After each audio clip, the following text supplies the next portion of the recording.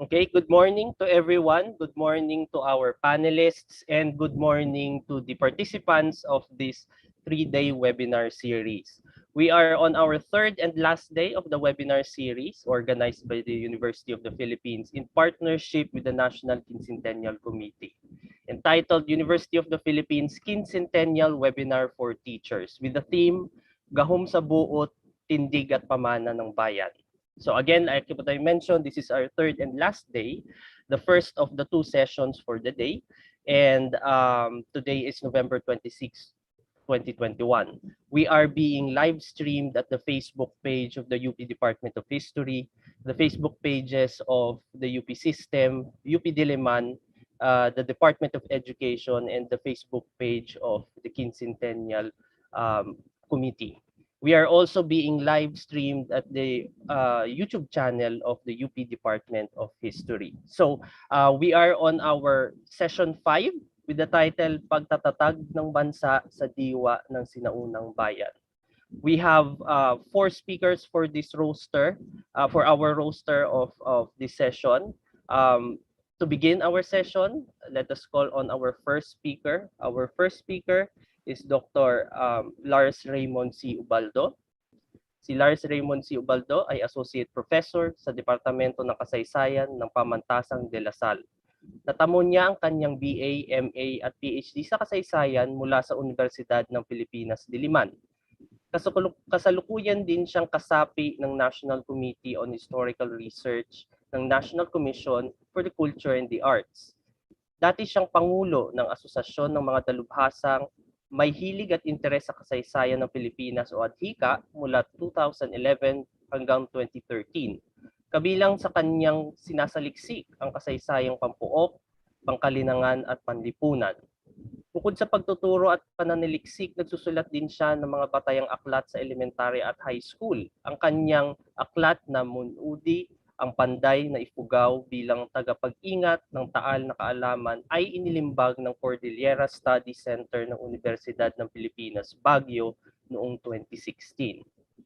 So ibigay natin ang virtual floor kay Dr. Lars Raymond Ubaldo na magtatalakay ng kanyang papel na pinamagatang Diwang Katipunan na nakaugat sa Sinaunang Bayan. Sir Lars? Gandang umaga po sa inyong lahat at maraming salamat sa pagkakataong ito na makapagbahagi ako ng aking papel na may pamagat na Diwang Katipunan na nakaugat sa Sinaunang Bayan. Hayaan niyong ibahagi ko po muna ang aking screen.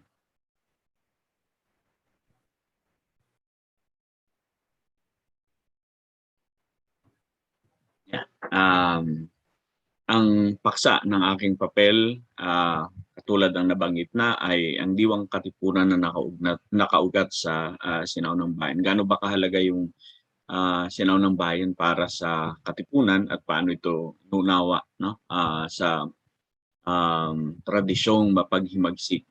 Mahalaga yung Sinaunang Lipunang Pilipino sapagkat dito ibabatay at dito nakatungtong yung kabuang programa ng Katipunan.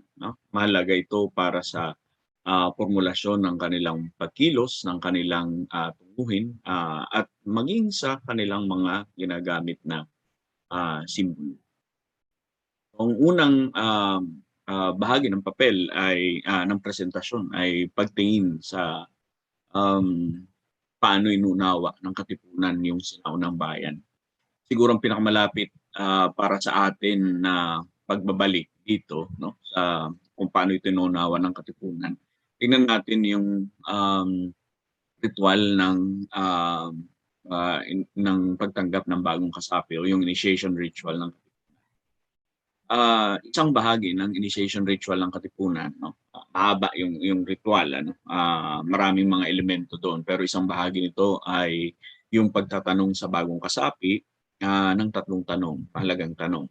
Ito yung version na sinasabi ni Isabelo de los Reyes sa kanyang La Antigua Religion or La Religion del Katipunan. Sabi niya may 3 tanong sa bagong kasapi. Ang unang tanong ay ano ang kalagayan ng mga Pilipino nang makatagpo sila ng mga Espanyol sa panahon ng pananakop. Ang pangalawang tanong, ano ang kasalukuyan niyang kalagayan at ano ang ninanasa mong mangyari para sa Pilipinas.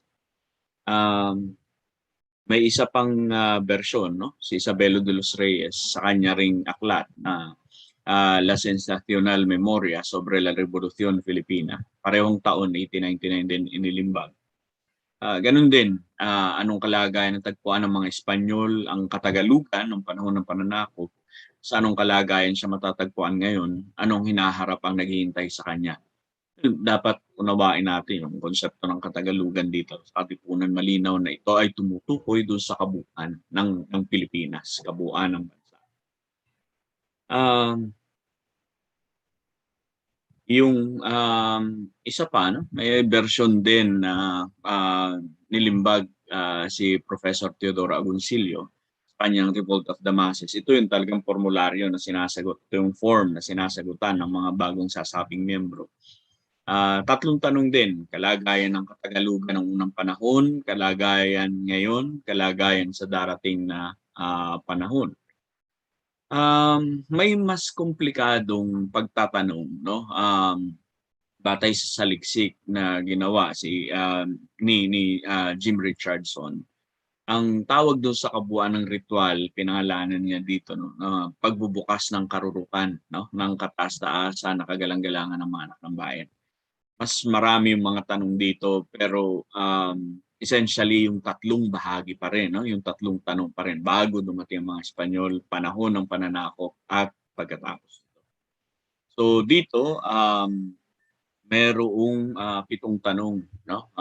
At ang unang tanong, kalagayan nitong ating lupa nung wala pa ang mga Kastila, paano ang pagsusunuran ng mga tao bagamat di pa sila binyagan noon. Lagay nitong sangkapulang Pilipinas ngayon nasa kapangyarihan ng mga Kastila.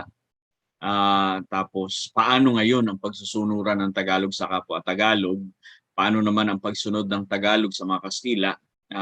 Sunod na tanong, kung sakalit maalis sa mga Kastila itong Pilipinas at mapasapamahala ng mga Tagalog na siyang may-ari, ano kaya ang magiging kalagayan? At yung huling tanong ay magkakaroon pa din ba ng away o mag-iiringan pa rin ba ang mga Tagalog? So, malinaw dito sa ritual na ito pa lamang ng Katipunan, nandoon yung kanilang pagbalik, no? Doon sa sinaunang kabihas ang mga Pilipino. Katagalugan ang ginagamit or Tagalog ang ginagamit, no, sa Katipunan. At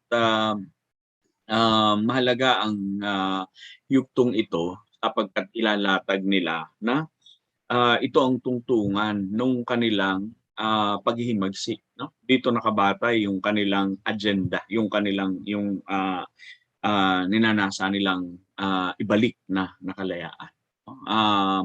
May ugnay yun doon sa akda din ni Andres Bonifacio, dapat mabatid ng mga Tagalog. Ipinalalagay na limbag noong Marso 1896. Malinaw dito, sinasabi niya na itong Katagalugan ay pinamamahalaan ng ating tunay na kababayan at ang mga tao ay nabubuhay sa lubos na kasaganaan at kaginhawahan. So, doon lagi nakakabit, no? Ang ideya ng sinaunang bayan. At mahalaga 'yun, doon sa formulasyon ng kanilang pagsusuring historikal sa kasaysayan ng Pilipinas, no? Sapagkat sina Andres Bonifacio at sina Emilio Jacinto, nililinaw nila na mayroong tatlong bahagi, yung tatlong yugto, no? O tatlong hati yung kasaysayan ng Pilipinas. Yung unang hati, yung nakaraan, no? Yung marangal na nakaraan ng Katagalugan ng Pilipinas. Panahon ng pananakop, ito yung pagkawala ng kaginhawahan dahil sa kolonyalismo. At yung pangatlong yugto ay anong sasapitin ng Pilipinas kapag nagtagumpay ang mga maghihimagsik, no? Laban sa kolonyalismo. So dito itignan, no? Yung pagbalik doon ay paglingon doon sa nakaraan, at yung paglingon sa nakaraan ay isang malinaw na pagsasapraktika nung matagal na nating alam na kasabihan. Ang hindi lumingon sa pinanggalingan ay hindi makararating sa pupuntahan. Ganun ka practical, no? Yung pagbalik doon sa sinaunang bayan. At ito ay ginamit din nila sa estratehiya ng kanilang paghihimagsik. No? Tutukuyin natin yung tatlong estratehiya ng paghihimagsik na ginamit ng Katipunan. Talagang bumabalik doon sa sinaunang kabihasnan, sinaunang bayan. Ang una ay yung estratehiya na ang himagsikan bilang isang kapatiran. Mahalaga ito sapagkat nakaugnay yan doon sa konsepto, doon sa ideya na ang ipinaglalaban mo ay yung inang bayan at kayong mga nakikipaglaban ay pawang mga anak ng bayan. Kaya yun ang pangalan. No? Ang tawag sa kanila ay mga anak ng bayan. Hindi katipunero, no? Kundi ang tawag sa kanila ay mga anak ng bayan. At isinasabuhay ito sa pamamagitan ng pagsasandugo. No? At ritualistikong ginagawa sa pamamagitan ng paglagda sa mga kasulatan ng pagsapi gamit ang kanilang sariling dugo. No? Yung inang bayan, yun yung imahe ng Katagalugan ng Pilipinas. At yan ay nililinaw din, no? Halimbawa ni Andres Bonifacio sa kanyang tula na pag-ibig sa tinubuang bayan. No? Yung ikapitong taludtod nito, ikalima at ikapitong taludtod malinaw. No? Sabi dito, walang mahalagang hindi inihandog ng mga pusong mahal sa bayang nagkukup yung bayan. No? Dugo, yaman, dunong, katiis at pagod, buhay may abuting magkalagot-lagot. Ay ito'y ang inang bayang tinubuan. Siya'y inatangi na kinamulatan ng kawili-wiling liwanag ng araw na nagbibigay init sa lunong katawan. So, bakit hindi patria? No? Matagal na ano na yan, no? Na dinaluma. Ina ang imahe, no? Kumpara dun sa imaheng lalaki ng bayan, no? Sa Europeyong oryentasyon. Sa kanila fatherland, no? Patria, pater, ama. Sa atin babae, no? Sa Pilipinong pagdadalumat ng bayan, babae, inang bayan 'yon. At dito, no? Sa dokumentong ito ng panunumpa ng kasapi na ginagamit nung simula nung itatag ang Katipunan 1892, nilalagdaan talaga ng dugo. Sinasabi dito, no? Sa huling um, paragraph, no? Sa katunayan ito, aking itinala ang aking pangalan ng tunay na dugo na dumadaloy sa aking ugat sa bahayag nito. So, wala na yung traditional na pagsandugo, no? Subalit, yung simbolikong paglagda doon sa kasulatan ng pagsapi ay malinaw na nandun pa rin pagpapatuloy nung konsepto ng kapatiran. No? Katipunan bilang kapatiran. At ang lahat ay magtuturing ang magkakapatid. Isa pang pruweba dyan, halimbawa ay yung script, no? Para sa pulong, paano isasagawa ang pulong ng Katipunan. Bahagi ito ng mahabang ritual ng pagbubukas ng karurukan na tinatawag. Makikita ninyo dito, no? Yung palitan ng linya ng pangulo, taliba, taga-usig, etc. Kapatid na taliba, napasiyasat na baga ninyo ayon sa mga hudyatang lihim.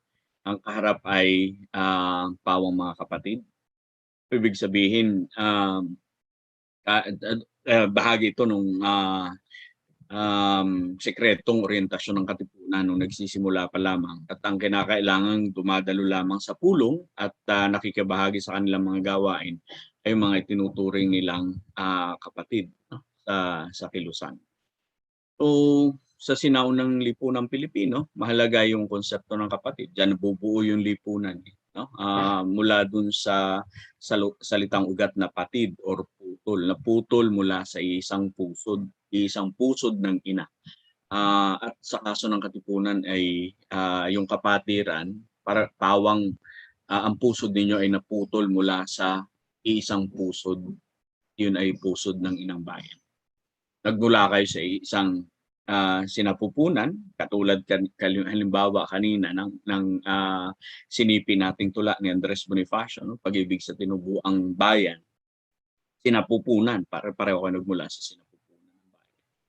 At sinasagawa nga yung ritual ng pagsasandugo. Napaka banal at napakasagrado ng ritual na yan para sa mga Pilipino na hindi dapat baliwalain. Kaya yung paghihimagsik, makikita natin sa mga sulatin ng Katipunan, ang tingin nila doon sa mga Kastila ay nagtaksil doon sa ginawang pagsasandugo, no? Yung ritualistikong pag-iisa ng dugo ni si Katunan ng Bohol at ni Legazpi noong 1565 ay yes 1565. Pangalawang bahagi doon sa estratehiya ng paghihimagsik, yung paggamit ng bundok sa pakikidigma. Pakahalaga ng bundok sa sinaunang lipunang Pilipino at dala-dala nila yan, no? Hanggang sa Katipunan. Nariyan halimbawa na mababanggit natin yung ritual na ginawa nila sa bundok Tapusi, no? At ito yung binabalikan sa kasaysayan ng Katipunan bilang siyang hudyat ng pagpapahayag ng kanilang pagnanais ng kalayaan, no? Sa bundok Tapusi sa bahagi ng Montalban. Ang pagsasanay militar din ay isinagawa sa matataas na lugar, no? Hindi na siguro ngayon makikilala na mataas na lugar ito, pero dito sa may bahagi ng Hacienda de Liman, no? Hanggang diyan sa may mga historical account, no? Mula sa Banilad, mula sa Banlat, no? Hanggang sa Diliman, hanggang sa Cruz na Ligas, no? At doon sa tinatawag na mataas na daan, yan yung Katipunan Avenue ngayon. Diyan isinasagawa ang pagsasanay militar ng Katipunan, no? At bago ang Katipunan, ito rin ang naging likas na kanlungan ng mga binansagan ng mga Espanyol na tulisan. Tulisan sa kamay nila. Diyan sila nagkakanlung. Bundok ay tinawag na real, no? Sa Katipunan. At yan ay nakaugat dun sa matandang sistema ng pakikidigma pa ng mga Pilipino bago dumating ang mga Espanyol, yung konsepto nila ng ilihan. Mga matataas na bundok ito, no? Ginagawa nilang likas sa kanlungan kung sakaling magkakaroon ng mga digmaan. Okay? At nasa panitikan ng Katipunan. Halimbawa, yung awit na Alerta Katipunan, binabanggit to, no? Alerta Katipunan, sa bundok ang tahanan. Doon mararanasan ang hirap ng katawan. Walang unan, walang kumot, walang banig sa pagtulog. Inuunan pa ay ang gulok, abanseng katakot-takot. Alerta Katipunan, bathin ang kahirapan, pag-ibayuhin ang tapang kahit mamatay sa laban. Layo natin ay taguyod, bayay tubusin at itampok, hayo na tayo makipaghamok, abanseng katakot. May isa pa rin na tula, si Emilio Jacinto, no? Hindi ito ganong popular, pero ipinalalagay ng limbag sa pahayagang kalayaan. Ang pamagat ay Sabayang Tinubuan, no? Ito ay isang panawagan, no, sa mga maghihimagsik, no. Di baga mayroong kang kalakas at tapang, lupa mo di baga sagana sa yaman. Bakit di waksi ang parusang alay, ihanap ng aliw iyang kabuhayan. Di baga mayroong kang malalaking bundok na pangangalungan sa pakikihamok, sagana sa anit, sagana sa hayop, di nga magugutom, di magdadayot. So, yun, no? Pagbalik dun sa pagpapahalaga sa bundok. Yung bundok ay para sa ating mga ninuno bago dumating ang kolonyalismo ay tahanan ng kanilang mga yumaong ninuno. Doon ka rin pwedeng makipag-ugnay sa kanila at doon ka pwedeng kumuha ng lakas ng poder. Kaya hanggang ngayon ginagamit yung mga kabundukan para sa pagkuha ng mga anting-anting. Ang bundok din sa sinaunang lipunan ay likas na kanlungan, ilihan, mga ninuno natin. At dito mo pwedeng makaugnay nga, no? Yung kapangyarihan. Katulad halimbawa ng muling pagbalik ni na Bonifacio sa Bernardo Carpio sa Tapusi, sa Montalban. Ang isa pang halimbawa, no, ng pagbabalik sa bayan, unang bayan, yung konsepto ng paglahok sa Katipunan bilang pagpapakabayani. Gaano ba kahalaga yung konsepto ng bayani, no? Sa Katipunan ginamit ito bilang ikatlong baitang, no, ng pagiging kasapi ng katipunan. Pero sa sinaunang lipunan, ang pagiging bayani ay pagiging mandirigma, no? Pakikipaglaban, hindi hero, hindi yung konsepto natin ng hero ngayon. Ang bayani, ang original nitong konsepto ay pagiging mandirigma. So ang pagpapakabayani, pag sinabi mong pagpapakabayani, ay paglahok sa digmaan para sa kalayaan at para sa katimawan, no, katubusan ng bayan. So malinaw na yung himagsikan sa kabuuan ay isang bayanihan, no? Isang bayanihan. Lahat ay mag-aambag ng kanilang pagkabayani, ng kanilang pagiging mandirigma para matamo ang kalayaan. Sabi ni Hermenegildo Cruz sa kanyang aklat na Polyeto na Kartilyang Makabayan, ito daw yung bayani daw yung ikatlong ranggo, ikatlong baitang, sabi niya, no? Pinamagatang bayani ang ikatlong baitang, kaputsang pula, hood na pula na may listong lungkian ang isusuot ng mga kasapi. Rizal ang hudyat na salita bilang sa walang katwirang pagkakabilanggo sa kanya. Tinatag ng araw ding iyon, ikapito ng Hulyo, 1892 ang katipunan. Ang kasapi sa ikatlong baitang na ito ay siya lamang nakatatalos ng tunay na adhikain ng katipunan. Yan ay account, no, ni Hermenegildo Cruz. At no, ito yung illustration sa ano, pero kasi ang description ay hood, no, yung kanilang isinusuot, no, sa mga ritual ng katipunan.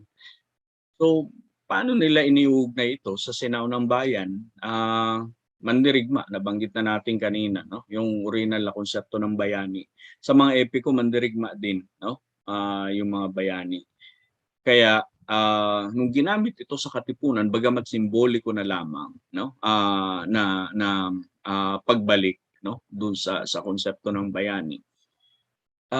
Nandoon yung kanilang paniniwala o yung kanilang pagpapahalaga, no? Doon sa original na pag-unawa ng mga Pilipino na yung bayani ay maghahandog ng buhay, magsasakripisyo, at handang ibubo yung kanyang dugo para sa katubusan ng bayan. So doon sa tatlong halimbawa nating binanggit, marami pa, no, na mga bahagi ng mababanggit tayong mga konkretong halimbawa paano binabalikan yung sinaunang bayan sa katipunan. Pero dito sa tatlong ito, malinaw, no, na hindi binabalikan dahil lamang sa nostalgia, hindi binabalikan yung sinaunang bayan dahil lamang gusto mong alalahanin yun, kundi isang mabisang tungtungan, no, para sa kanilang ginagawang pagkilos. At ano yung pangkabuang direksyon, no, ng pagkilos ng katipunan? Ito yung pagbawi doon sa ginhawa, no? Ito yung pagbawi doon sa katimawaan, o ito yung pagbawi doon sa kalayaan ng bayan. Okay? Yung marangal na nakaraan, yun ang dahilan bakit kailangan mong bawiin yung dating kalayaan.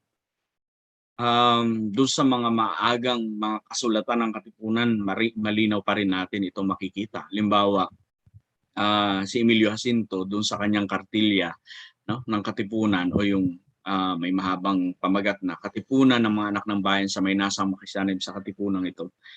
Inaw doon, no, na yung adhika ng katipunan ay tampok muli yung ginhawa. At hindi ginhawang pansarili, kundi ginhawa ng lahat, no? Kaginhawahan ng lahat. Kaya nga sinasabi niya doon, no, kung ang hangad ng papasok dito'y ang tumalastas lamang ng mga kalihiman nito o ang ikagiginhawa ng sariling katawan o ang kilalanin ng mga narito't may pagbili ng isang dakot na salapi, huwag magpatuloy sapagkat dito'y bantayin lamang. Talastas na ang makapal na nakikiramdam sa kanya at ang kalaka inilalapatan ng mabisang gamot na laan sa suka.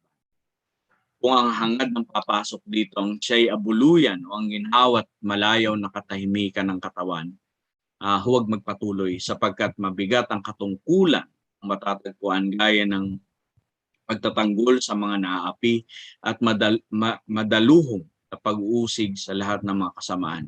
Sa bagay na ito ay aabuting maligalig. So, kapalit nung ginhawa ay paghimagsik, no? Kapalit nung bawi dun sa kaginhawahan, doon sa dating tinatamasang kaginhawahan sa sinaunang bayan ay yung maligalig na pamumuhay na kailangan nilang bathin, na kailangan nilang tiisin. No? Kaya sinasabi din ni Jacinto, paglaganap ng mga aral na ito at maningning na sumikat ang araw na mahal ng kalayaan dito sa kaababang sangkapuluan. At sa buga ng matamis niyang liwanag, ang nagkakaisang magkakalahit magkakapatid ng ligaya na walang katapusan. Ang mga ginugol na buhay, pagod, ang mga tiniis na kahirapay, labis ng natumbasan. Kalayaan ang katumbas ng lahat ng mga pagpapakabayani, ang lahat ng pagsasak. Isa pa ring akda ni Jacinto, no? Gising ng mga Tagalog. Ang kakikitaan din ng ganito, no? Kasi dito sa mga sulatin ito dapat nating pansinin, no, na ito ay pag-antig ng kalooban ng mga naghihimagsik. Wala kayong tatamuing pera, wala kayong sweldo, wala kayong kung ano mang benepisyo na makukuha dito. Kung hindi, ito ay isang pagsasakripisyo para sa pagbawi ng kaginhawahan, ng kalayaan. Na mahigit 300 taon, no? Na tayo ay lumubog sa kalunuran ng bangis at daya. Ang araw ng ligaya ng Katagalugan. Mahigit sa 300 taong tayo nasa nakapangingilabot na gabi ng kaalipin.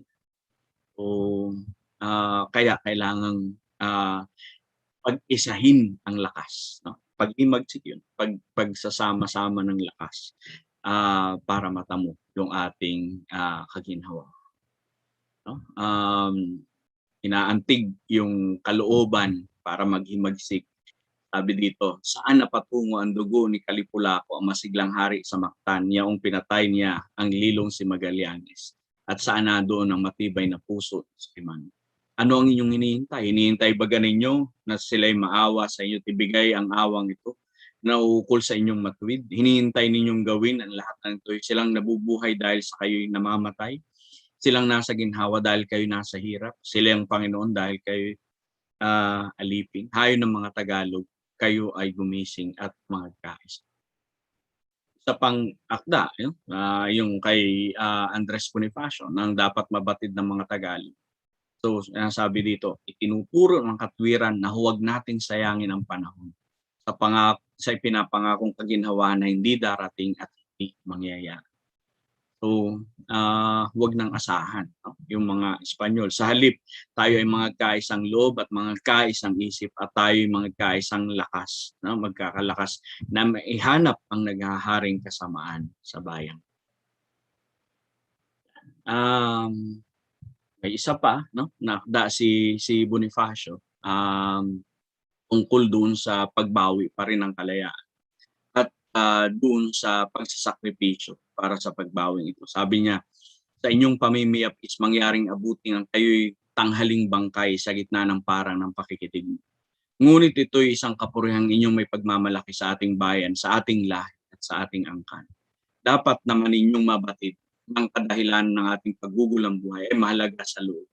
At 10 ng ingat na buhay ay ang upang tamuhin at kamtin ang nilalayong kalayaan ng ating bayang tinubuan na siyang magbibigay ng kaginhawahan at magpapangon sa ating kapurihan na inirugmok ng kalipinan sa hukay ng kadusta-dustang walang katulad.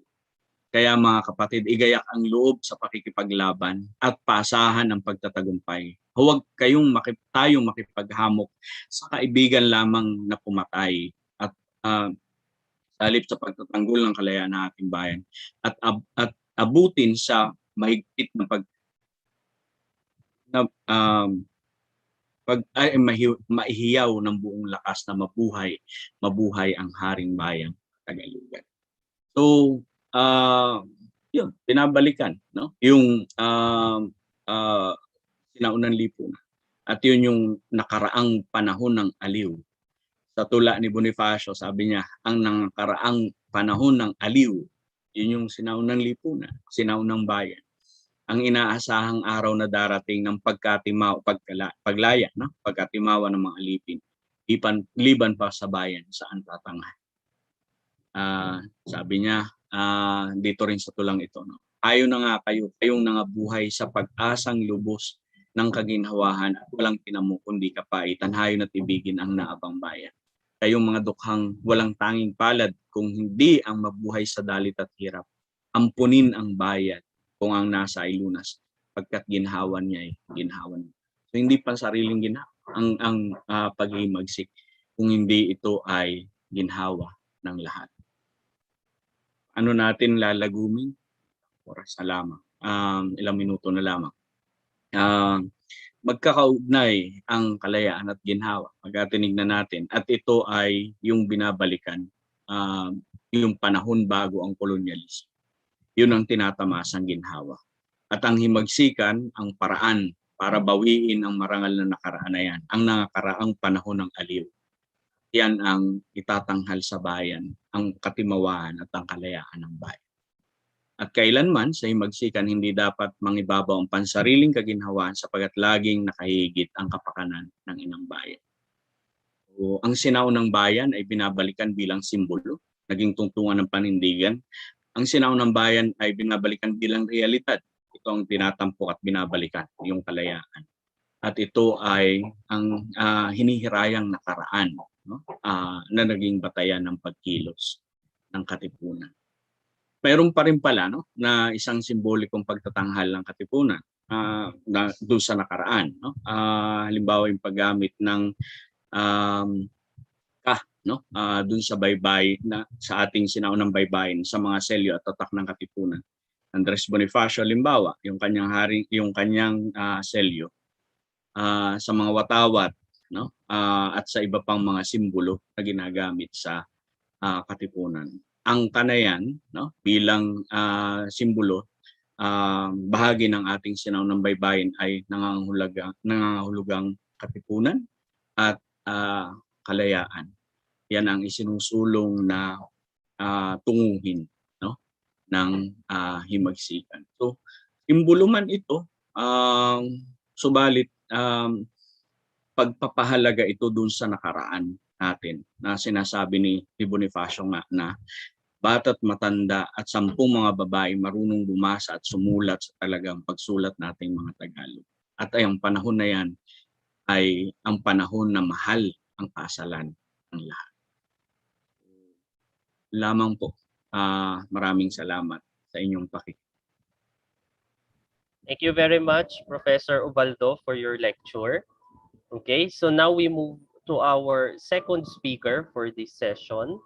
Our second speaker is Dr. Santillan. Si Professor Neil Marshall Santillan ay tagapangulo ng Departamento ng Kasaysayan sa UP Diliman, kung saan din siya nagtapos ng bachelor, magna cum laude noong 1993, masterado noong 1998 at doktorado sa kasaysayan noong 2009. Ginawaran siya ng Young Historians Prize mula sa National Commission for Culture and the Arts noong 2010. Kasalukuyan din siyang nanunungkulan bilang Vice Chair ng NCCA National Committee on Historical Research. So para sa kanyang lektura na pinamagatang Paglawak ng Himagsikang Pilipino, anyayahan natin si Professor Neil Marshall Santillan. Sir Santillan. Magandang umaga po sa lahat.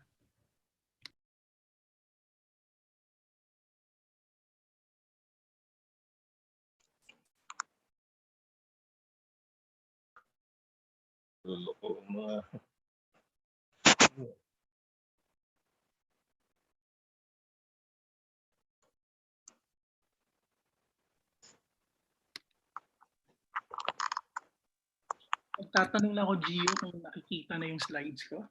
Yes po sir, kita po. Okay. So, binanggit ni Professor Giyang yung pamagat ng aking presentasyon. Kagabi, hiniling ko si Professor Ubaldo na magpadala ng kopya ng kanyang presentation slides para hindi hindi ko uulitin yung babanggitin niya. Okay, so pinalawak ko yung paksa na aking presentasyon na pag-uugat sa konteksto at pananaw ng katipunan at paglawak ng himagsikan. Okay, so yung daloy ng talakayan, yung unang bahagi at ito yung mahalagang bahagi at dahil kulang tayo sa oras, ito yung bibigyan ko ng diin. So pag-uugat sa konteksto at pananaw ng katipunan mula sa mga foundational documents nito. So merong tatlo at ito yung bibigyan ko ng emphasis para sa aking talakayan. Then pangalawa, pagmamapa kung ano yung mga naging kaparaanan para lumawak ang katipunan at himagsikan. Then magbibigay ako ng paglalago. Okay. So yung unang foundational document ng katipunan na mababasa natin sa libro ni Jim Richardson, The Light of Liberty, Document Studies on the Katipunan, 1892 to 1897, ay ang dokumentong pinamagatang kasaysayan. Okay, paulit-ulit o alam na natin na ang tunay na rason ay kailangan tapusin ang rehimeng Kastila. Pero hindi naging malinaw ano ba talaga yung ginagamit nilang salita para sabihing maghihimagsik sila. Sa dokumentong ito, ang malinaw, ang kadalasang binabanggit nila yung katagang paghihiwalay o paghiwalay. So hindi ko gagamitin yung paghihimagsik, hindi ko gagamitin yung revolusyon, ang gagamitin ko ay paghihiwalay. So ang tanong, anong klaseng paghihiwalay? Kung merong hiwalayan, merong relasyon. So may relasyon ng ina at anak. At binanggit na nga ni Dr. Ubaldo kanina yung konsepto ng inang bayan.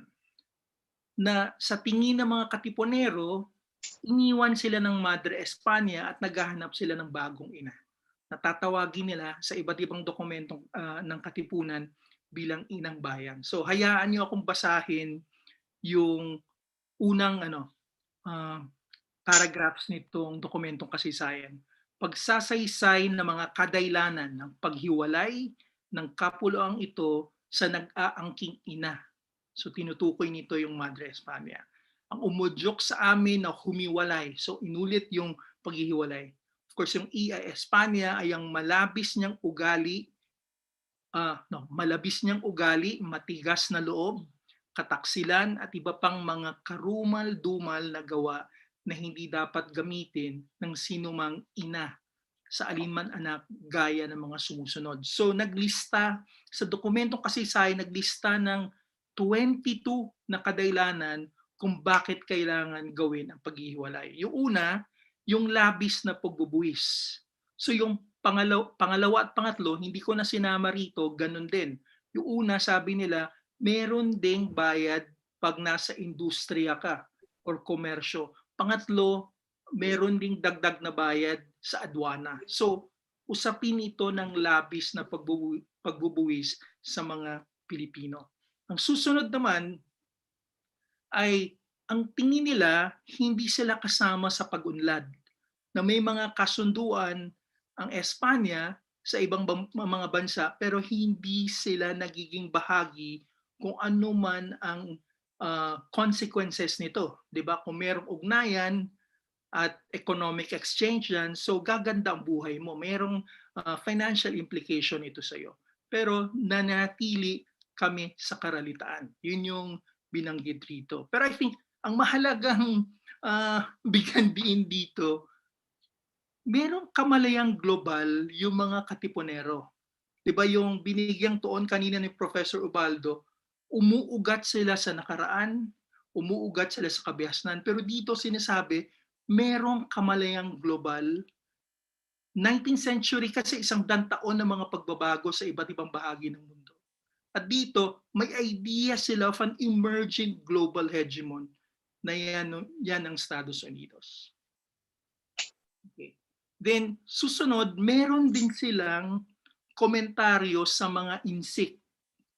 Okay. Sabi nila, mga insect na hindi makapagtuturo o mapupulutan ng anumang ikamumulat sa gawang magaling kundi pawang kadayaan, pagnanakaw at mga karalitan. So kung babasahin mo ito, ang malinaw lang, yung larang na ekonomiya, merong may hawak, at yung may hawak nito, mga inchik, bukod sa mga kolonisador. At sila mismo ay hindi nabibiyaan nung economic progress na yan na sinusulong ng Madre Espanya. Then, yung pangwalo naman, hindi daw sila nabibigyan ng mga biyaya o mga privileges. So, pagkatapos ng item number 8, listahan na siya ng mga reklamo nila laban sa Madre Espanya. Okay, so ito yung pang-9th, walang nilikhang katungkulan na hindi inilalaan kanyang mga anak ay may malaking sasahurin at sa amin ay kakaunting buwanan. So maliit ang sahod kung ikaw ay Indio. Yan yung unang issue nila. Yung pang-10 naman, ayaw kaming payagang malahok sa mga katipunan, kongreso at magkaroon ng uh, uh, humarap sa korte, so referring to Spanish Cortes, magtanggol, tumutol sa ngalan namin ng aming katwiran, magsumbong ng mga kamaliang kinakamtang kusa ng mga pinuno. So, kung babalikan mo, yung ideya ng merong representasyon sa Cortes ay panawagan to ng kilusang propaganda. Sa panahon ng reforma, pagkatapos ng paggarote ng 3 pare, yung paring Gumbusa. So, yung issue nung panahon ng kilusang propaganda ay patuloy na sinusulong ng mga katipunero. Susunod ay ito rin, issue ng wika. Hindi kami bigyang layaw na makalikha o magkalat ng anumang libro o kasulatan sa aming wika. So ngayon, lubog sila, bakit nila sinusulang ang paggamit ng wikang Tagalog? Kasi isa to sa kanilang pangunahing hinaing at nilista nila ito bilang item 11 doon sa listahan ng 22 nila ng mga kadailanan sa paghihiwalay. Okay. Yung 16 naman, babasahin ko lang, ang paglalathala ng mga kautusan na babagay lamang sa mga lupang bagong tuklas o dili kaya ay mga tao doon, hindi pa susupil na tuluyan katulad ng mga Holohano. Sinama ko to sa aking presentasyon, ang mga Holohano dito tumutukoy sa mga tao sa hulo. So kanina binanggit ko, batid nila ang mga nangyayari sa mundo. 'Di ba? Yun yung meron silang ganong kamalayan. Dito may ideya, may geographical imagination sila sa labas ng Luzon. Na alam nila may mga bagong teritoryo na kuha mga Espanyol. At kung nagtuturo tayo sa Araling Panlipunan, ang 19th century, ito yung huling yugto ng digmaang Moro. Na doon na nakapasok ang mga Espanyol sa Mindanao at Sulu.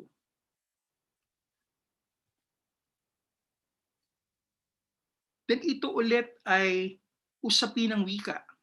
Huwag kaming payagang makapagpalimbag ng anumang tagabalita, lalo pa kung sa aming wika. So issue rin ito ng wika katulad nung binanggit ko kanina. Then ito naman, ang reklamo ay ang tunay daw na nagtatrabaho yung mga Indio. Okay, meron pang mga binanggit dito. May iilan mga pinunong ito ang maalam, gumawa at ang karamihan ay hindi pumapasok at nanglilibot lamang. Pero ang talagang nagtatrabaho ay yung mga Indio. So isang malaking issue to na ni-raise ng mga Katipunero. Then 18, dito, merong mga voices of dissent na tingin nila merong tunay at ganap na diskriminasyon sa kanila. Sa dulo, nagrereklamo sila, kinukutsa sila, tinatawag pa silang negro o chongo. Then meron ding description dito na pag pumapasok daw mga Espanyol sa bahay nila, marami silang ginagawa na para silang mga Diyos. Okay. Then yung Item 19, ito yung mga pag-aabuso ng Guardia Civil. Then item 20, ito yung mga proseso sa korte na kahit yung mga walang sala ay nakukulong. Then items 21, 22, nasa last two items na tayo ng dokumentong kasaysayan, merong mga reverberations ito na bumabatikos sa pamamayani ng mga praile. Ang issue nga sa 21, nakikiapid sa babae. Okay? Ang issue naman sa 22, kung magsusumo mga kamag-anak ng mga biktimang babae, ay ipapatapon sila sa malayong lugar. Okay. So ito yung unang dokumento, ang pamagat ay kasaysayan. At kung titignan nyo dito sa slide ko, nakalagay Enero 1892. Doon sa pag-aaral ni Jim Richardson, ang sinasabi niya, ang alam natin, July 1892 na itatag ang Katipunan. Dito sa mga bagong dokumento na nakuha niya mula sa Arkibo General Militar ni Madrid, ang sinasabi na mas maaga pa ng 6 na buwan ang pagtatatag ng Katipunan. Okay. Then ang pangalawang foundational document naman ay ang pinagkasunduan. So, dun sa, okay, hayaan niyo akong basahin ito.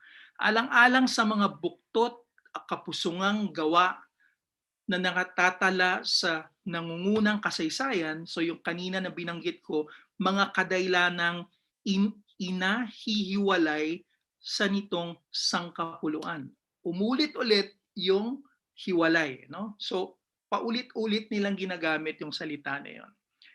Okay, doon sa second paragraph naman, yamang ang unang mahalaga at pinuputungan ng masaganang karangalan at kapurihan sa alinmang maningning na kaharian ay ang mahal na katungkulan na magtanggol sa kanyang bayan.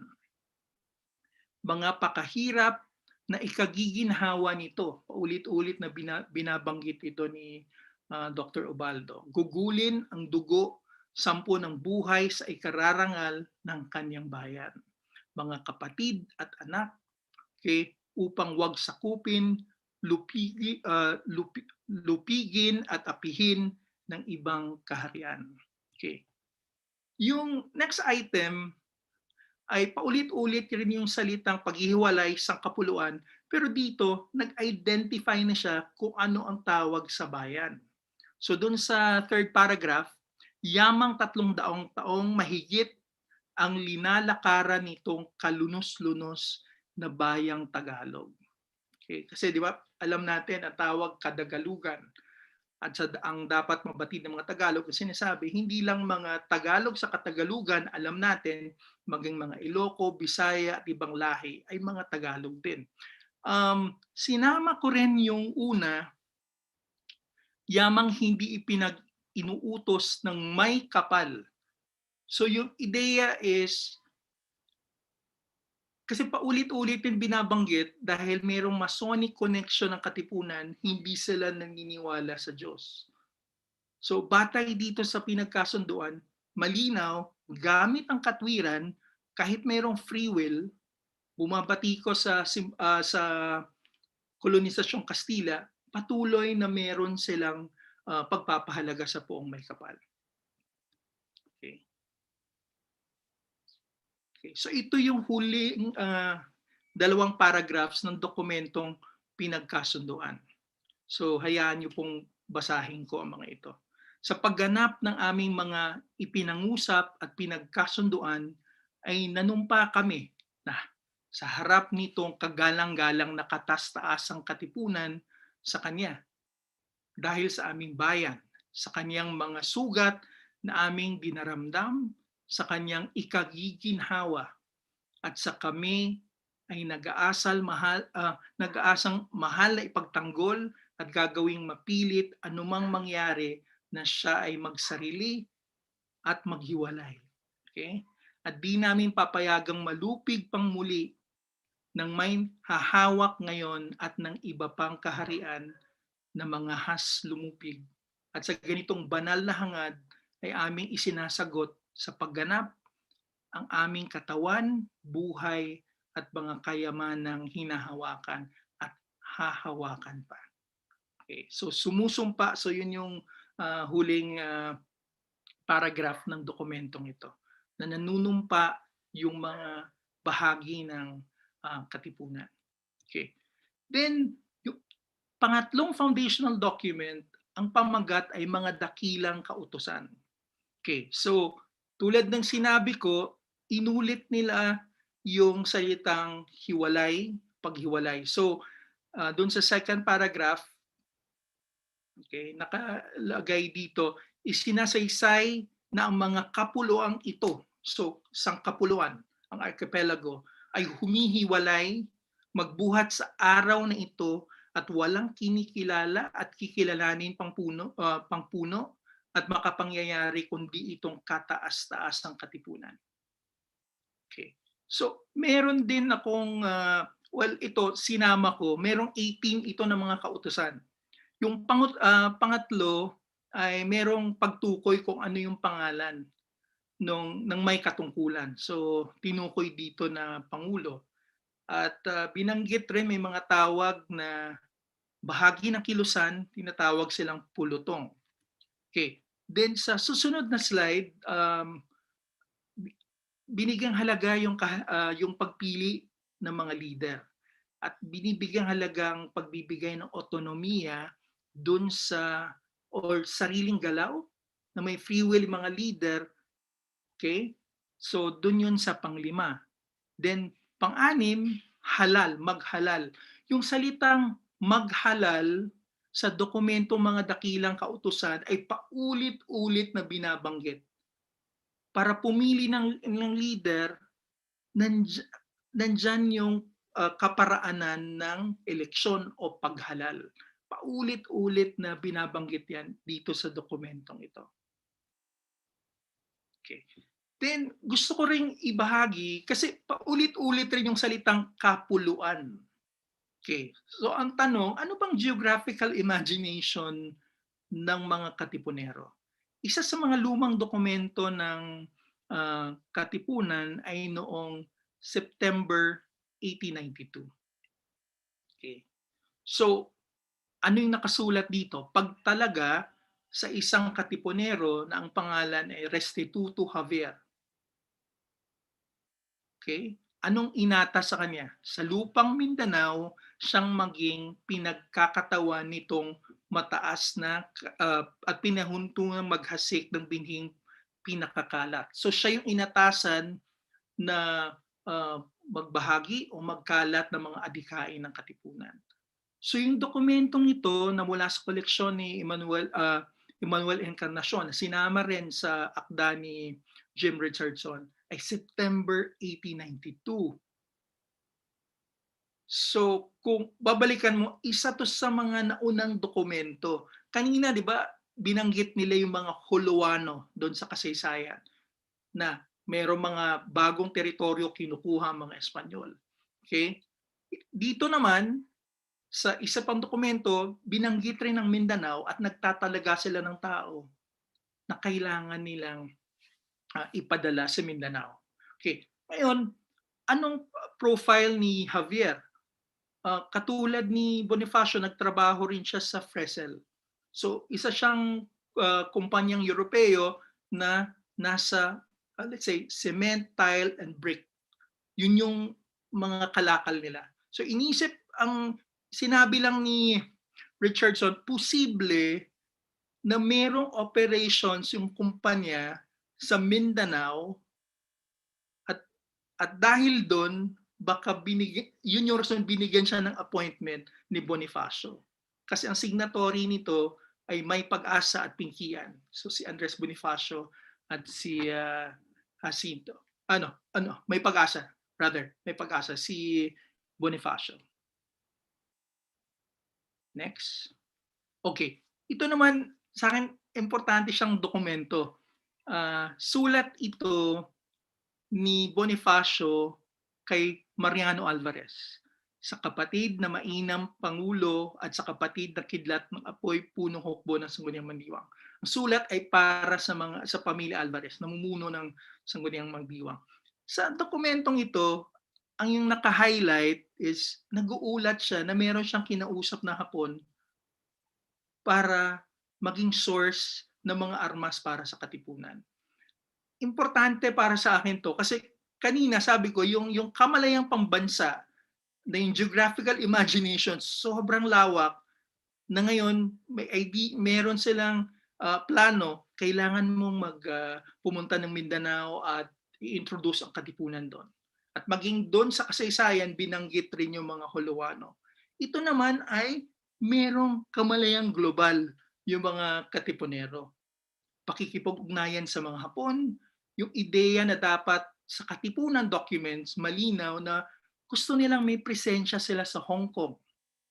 Nung nagtatagumpay ang mga revolusyonaryo sa Cuba, sila ay nagpahayag ng kagalakan dun sa napipintong tagumpay ng mga revolusyonaryo sa Cuba. Okay. So, sa madaling sabi, hindi lang to nakaugat sa sariling kapiasnan, ngunit merong kamalayang global ang mga Katipunero. At in fact, very interesting, isa sa ginagawa nila ay pagkakaroon ng library na meron silang nagdo-donate sila ng mga libro. Halimbawa si Emilio Jacinto, yung mga law books, or si Pio Valenzuela, yung mga libro naman hinggil sa medisina. Okay. So, yung pagpapalawak ng Katipunan at himagsikan. Okay. Samot-saring datos yung pagbabasa. At ang naisip ko, merong 3 rason kung bakit lumawak ang Katipunan at sa kalaunan ang himagsikan. Yung una, yung connections ng henerasyon ng 1872.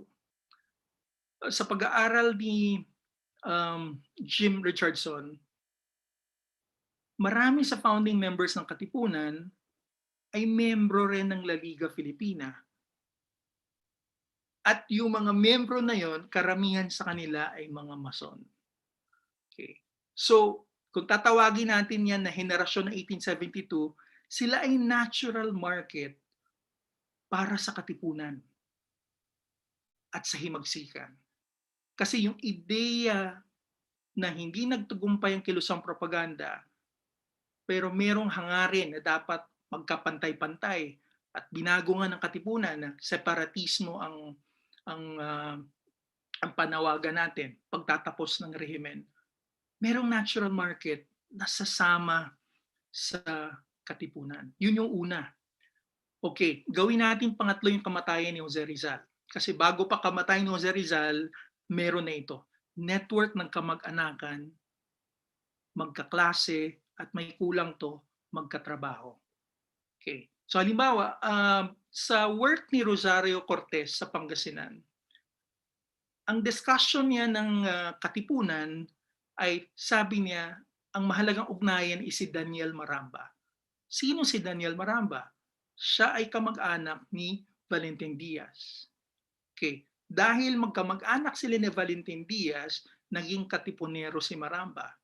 At dahil si Maramba ay taga Pangasinan, dinala niya ang Katipunan sa Pangasinan. Yung ganong kwento ay merong yung ganong template pala ay makikita natin sa iba't ibang kwento sa Katipunan, okay, at beyond yung Tejeros Convention. Ganon din yung mga magkaklase sa Maynila. Okay? So, mga nag-aral sa Colegio de San Juan de Letran, magkaklase sa Ateneo de Municipal. So, kung babalikan natin yung mga profile nila kung saan sila nag-aral, kahit probinsyano sila, kahit taga-Misamis sila, may mga nakita kong pangalan ng mga revolusyonaryo mula sa Misamis, pero ang connection nila sa Katipunan at sa himagsikan ay nag-aral sila sa Ateneo de Municipal. So, then magkatrabaho. Okay? Magkatrabaho, pwedeng isang kumpanyang Europeo, Briton, or Aleman, o kaya magkatrabaho sa isang printing press. O magkatrabaho dati sa Australia. So, yung mga kwento ng nila kandido. So, ang punto rito, lumawak ang network dahil sa kamag-anakan, magkaklase, at ganun din ang magkatrabaho. Then, panghuli, yung kamatayan ni Jose Rizal. Lalong lumakas o lalong lumaganap ang himagsikan dahil dalawa na ang tinitignan nilang naging martir laban sa mga Kastila. Of course, yung una, di ba, Feb 17, paggarote sa tatlong pare. Ngayon, meron pang dagdag na elemento, merong pinaslang na isang dakilang reformista, yan si Jose Rizal. So, basically, itong tatlong ito, sa pagmamapa ko, pagbabasa ng mga dokumento, ito yung mga rason bakit hindi naging mahirap na naging pambansang kilusan ang Katipunan at naging isang pambansang proyekto ang himagsikan na nag-uugnay-ugnay mula Batanes, okay? May mga pag-aaral sa Batanes, merong isang Castillejos, okay? Na naging bahagi rin ng himagsikan. Na yun din ang koneksyon nila bakit merong himagsikang Pilipino sa Batanes. At yun din ang rason bakit sa iba't ibang bahagi ng Mindanao, magkapatid na Gonzales sa Surigao, Nicolas Capistrano sa Misamis, ganun din si General Alvarez sa Zamboanga. Sa ganitong konteksto na binanggit ko kanina, yun yung rason bakit sila naging bahagi ng himagsikan. Okay. And then, paglalagong katipunan at himagsikan. Okay. So yung una, ang Katipunan ay isang pambansang kilusan na umuugat sa kabias ng Pilipino, ngunit may perspektiba na mga nagaganap sa labas ng sangkapuluan. Para sa akin, importante itong elemento o dimensyon na kailangan natin pahalagaan sa pag-aaral ng himagsikang Pilipino. At yung ideya ng pambansang kilusan na Katipunan, magkakaroon niya ng ganong perspektiba pagdating kahit sa panahon ng liderato ni Emilio Aguinaldo. Sa panahon ng liderato ni Emilio Aguinaldo, yung ideya ng Mindanao na unang sinulong ng Katipunan sa pamumuno ni Bonifacio, ipinagpatuloy na yan. In fact, meron siyang sulat sa Sultan ng Sulu na kung pwedeng magkaisa sila para sa himagsikan. Then, inappoint rin niya si Baldomero Aguinaldo na maging pinunong hukbo doon sa Mindanao. Okay, so may ganong pagpapahalaga yung even yung post-Tejeros Assembly convention na tinatawag nating yung kasaysayan matapos ang Tejeros Convention, merong ganong pananaw. Ganon din, nagkaroon ng Malolos Congress, di ba? Yung geographical imagination din, merong representasyon sa iba't ibang bahagi ng Mindanao. At pati nga Guam kasama sa geographical imagination ng mga revolusyonaryo natin. Then two, pag-uugat sa mga naunang kilusang panlipunan. Hindi pwedeng ihiwalay o ipagdebate na iba yung propaganda, iba yung revolusyon. Magkakaugnay lahat yan, bahagi yan ng henerasyon ng 1872. Lahat umuugnay doon sa paggarote ng mga paring Gumbusa. Then, pangatlo, pamamayani ng katwiran, ngunit patuloy na may paniniwala sa poong may kapal. Paulit-ulit rin, no? Sabi ay godless yan. O kaya, or pwede rin siya communist, Marxist yan. So, mamaya paliwanag ko yan sa item number 4. Pero sa item number 3, malinaw na may pagpapahalaga sa reason, sa katwiran. Okay? Ngunit patuloy na may paniniwala sa poong may kapal. Merong free will, okay, na binibigay sa mga membro ng Katipunan. Then pang-apat, merong panawagan ng pagbabago ng rehimen na nakatuon sa pagkapantay-pantay para sa lahat. Ngayon, babalikan natin yung dokumentong kasaysayan. Wala lang silang banggit doon sa papel ng indigenous peoples. Wala rin silang banggit anong gagawin sa mga lupa na hawak ng mga praile. Okay. So yung ang pumasok lang sa isip ko, malinaw lang sa Katipunan natuldukan natin ang kolonisasyong Kastila. Ngunit walang konkretong plano para sa social transformation. At lumalayan after Tejeros Convention, merong revolusyonaryong pamahalaan, nagkaroon ng Malolos Republic. Kasi yung ideya ng kaginhawaan na binabanggit kanina ni Professor Ubaldo, hindi nakita yan ng mga ordinaryong revolusyonaryo after 1897.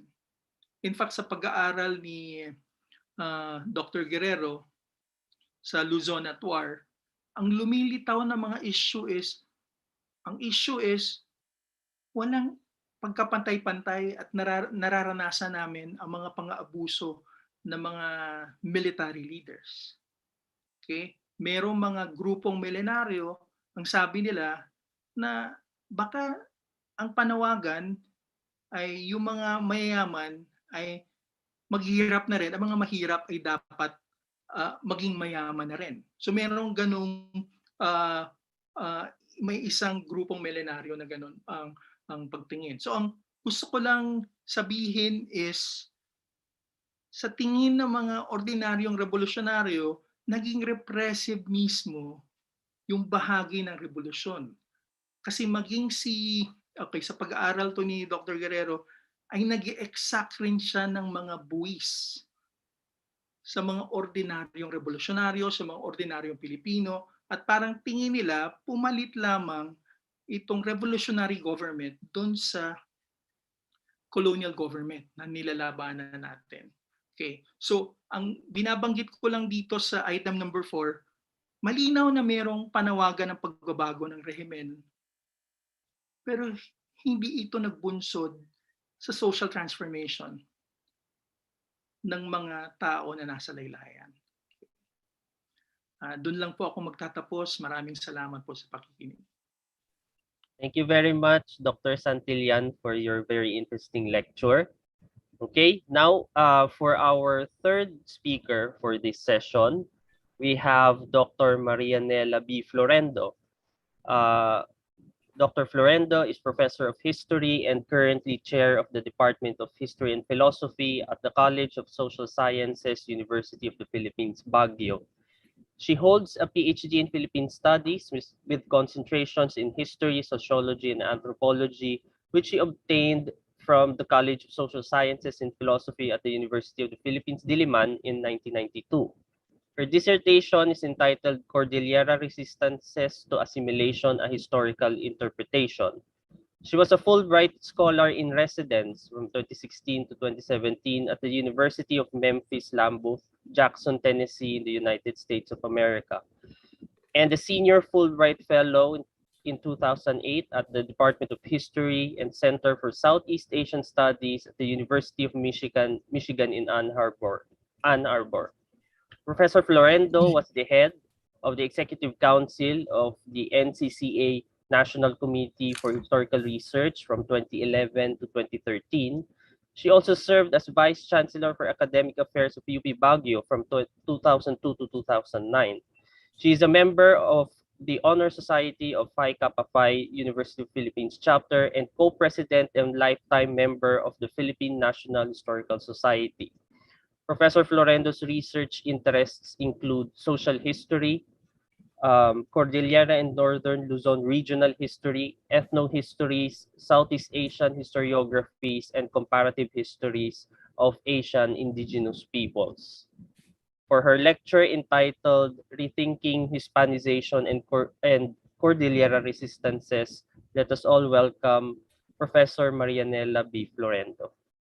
Nela. Thank you, Professor Jiang.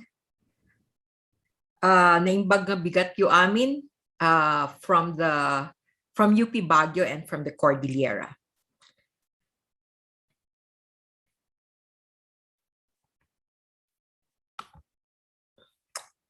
How would a region like the Cordillera, which was peripheral to the events of 1521, join a national commemoration? The peoples of the Cordillera did not embrace Christianity at the time it was introduced. In fact, the major theme of Cordillera history during the Spanish period is resistance, the defense of the region's indigenous institutions, in contradistinction to embracing the Christian colonial social order. Perhaps for this reason, the Cordillera was victorious, just like the battle in Mactan. Being landlocked, the Cordillera was not among the islands where Magellan's fleet landed. No matter how remote the Cordillera region is to the events of 1521, just like the occasion of the Quincentennial commemorations provides an arena of investigating the plural social contexts 500 years ago. After the peopling of the Philippines, Mindanao historian Samuel K. Tan notes that the process of ethnicization took place with Northern Luzon developing into three major strands: the Ilocos, which apparently from Tan's framework continues to the Cagayan area, the Cordillera in the middle, and Pangasinan in the southern section. This ethnicization process was also a differentiation process, as nature, human, and human-human relations were shaped in this region. So this paper has two very simple objectives: to analyze the social context of indigenous peoples' resistances with focus on the Cordillera, and to summarize articulations of resistances to Spanish colonization. So very simple. And of course, in the process, we would be able to generate certain questions, particularly on the interpretation of indigenous society and indigenous resistances. For instance, in a previous paper, I raised the question, was the Cordillera a spectator or a participant during the revolution? And corollary, did the Cordillera peoples put up a unified resistance against Spanish colonialism? So those are just two issues. Now let me start by posing this: a clarification on periodization. When is the colonial, or when is the pre-colonial period of the Cordillera, in the same way as we ask, when is the colonial period then of the Cordillera? How do we demarcate the pre-colonial from the colonial period? And why am I even posing this question? The homogenizing and generalizing national narrative that has created the periodization of pre-colonial, now shifting to pre-16th century Philippines, Spanish period, American period, etc., could not be imposed on the history of the Cordillera. The national general periodization puts the cutoff before the pre-colonial, between the pre-colonial and the colonial at 1565, when Miguel Lopez de Legazpi made us a colony of Spain. But the Cordillera experience would be different. While the lowlands were organized as a result of reducción, the peoples of the Cordillera remained autonomous. And in fact, William Henry Scott would make use of the word tribus independientes, not so much for the applicability of the word tribus, but to emphasize the sovereignty that reigned in the uplands. Two events would signal the attempt to directly colonize the region: the establishment of the Comandancia del País de Igorotes in 1826, which eventually led to subcomandancias, and the approval of the first Spanish mining claim, the Sociedad Minero-Metalúrgica Cantabro-Filipina de Mancayan, in 1856. So if we were to look at direct colonization, attempts at direct colonization, we only start with 1826 and 1856. So does this stretch the pre-colonial-colonial continuum? I have been using the term pericolonialism from the works of Una Paredes, scholar on Lumad Studies, and Stephen Acabado, who has been focused on archaeology in Ifugao, to the conditions in the Cordillera, Peri would imply meaning surrounding, would imply that though the region was not directly controlled and integrated into the colonial polity, the Cordillera was still affected and therefore reactive to the colonial process. We can never think of a Cordillera that was absolutely insulated from the Christianized social order. So what was the pre-colonial period in the Cordillera until it was disrupted by colonialism? An earlier paper discussed the social organization and institutions, and so let me pick up from there. It is imperative to discuss the character of Cordillera society, particularly inter-ethnic relations, to understand the resistances. So if we have indigenous worldview, we also talk about the worldview of resistances. Francisco Antolin would now, I'd like to make use of Francisco Antolin's Noticia de los Infieles Igorotes en lo Interior de la Isla de Manila to start with how the Spaniards, I'll use the term of Dr. Santillan, come up with a geographic imagination on Igorot territory. The description of Cordillera geography when the Spaniards arrived took note of the vastness of Igorot territory because they occupied savannas near their mountains for their gold panning. So in mapping the Cordillera or Igorot territory, they didn't exactly know just what was the extent of Cordillera territory. Now, we have to go back to 1572 when Juan de Salcedo arrived in Vigan and from there discovered Igorot gold and started to trace the sources of Igorot gold. And this brought the Spaniards to the interior in 1576. Francisco de Sande reported that he sent a sergeant major to explore the interior, and he came back with a report that the territory is rough and is obstructed by forests, and that this country is very cold and has great pine forests, and the country is very hostile. That was the description. Many accounts mention the region to be abundant with gold. Antonio de Morga, in his Sucesos de las Islas Filipinas, already mentioned Igorot gold. Now, it was the creation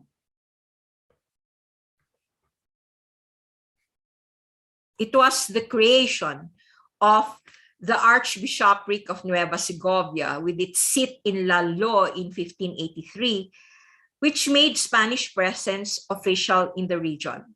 Pacification and the creation of encomiendas in the Ilocos and Cagayan immediately followed, as reported by Governor Dasmariñas in his letter to the king on June 20, 1591. Now, it was described that most of the encomiendas in the Ilocos and Pangasinan were receiving sufficient instruction in the gospel, while several areas in the Cagayan region, were either in rebellion or hostile. Now, it must be noted that during this period, Kalinga, Apayao, and Ifugao were part of Cagayan.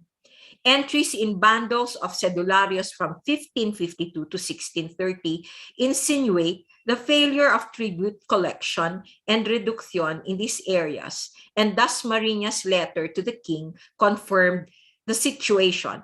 Now, we see a series of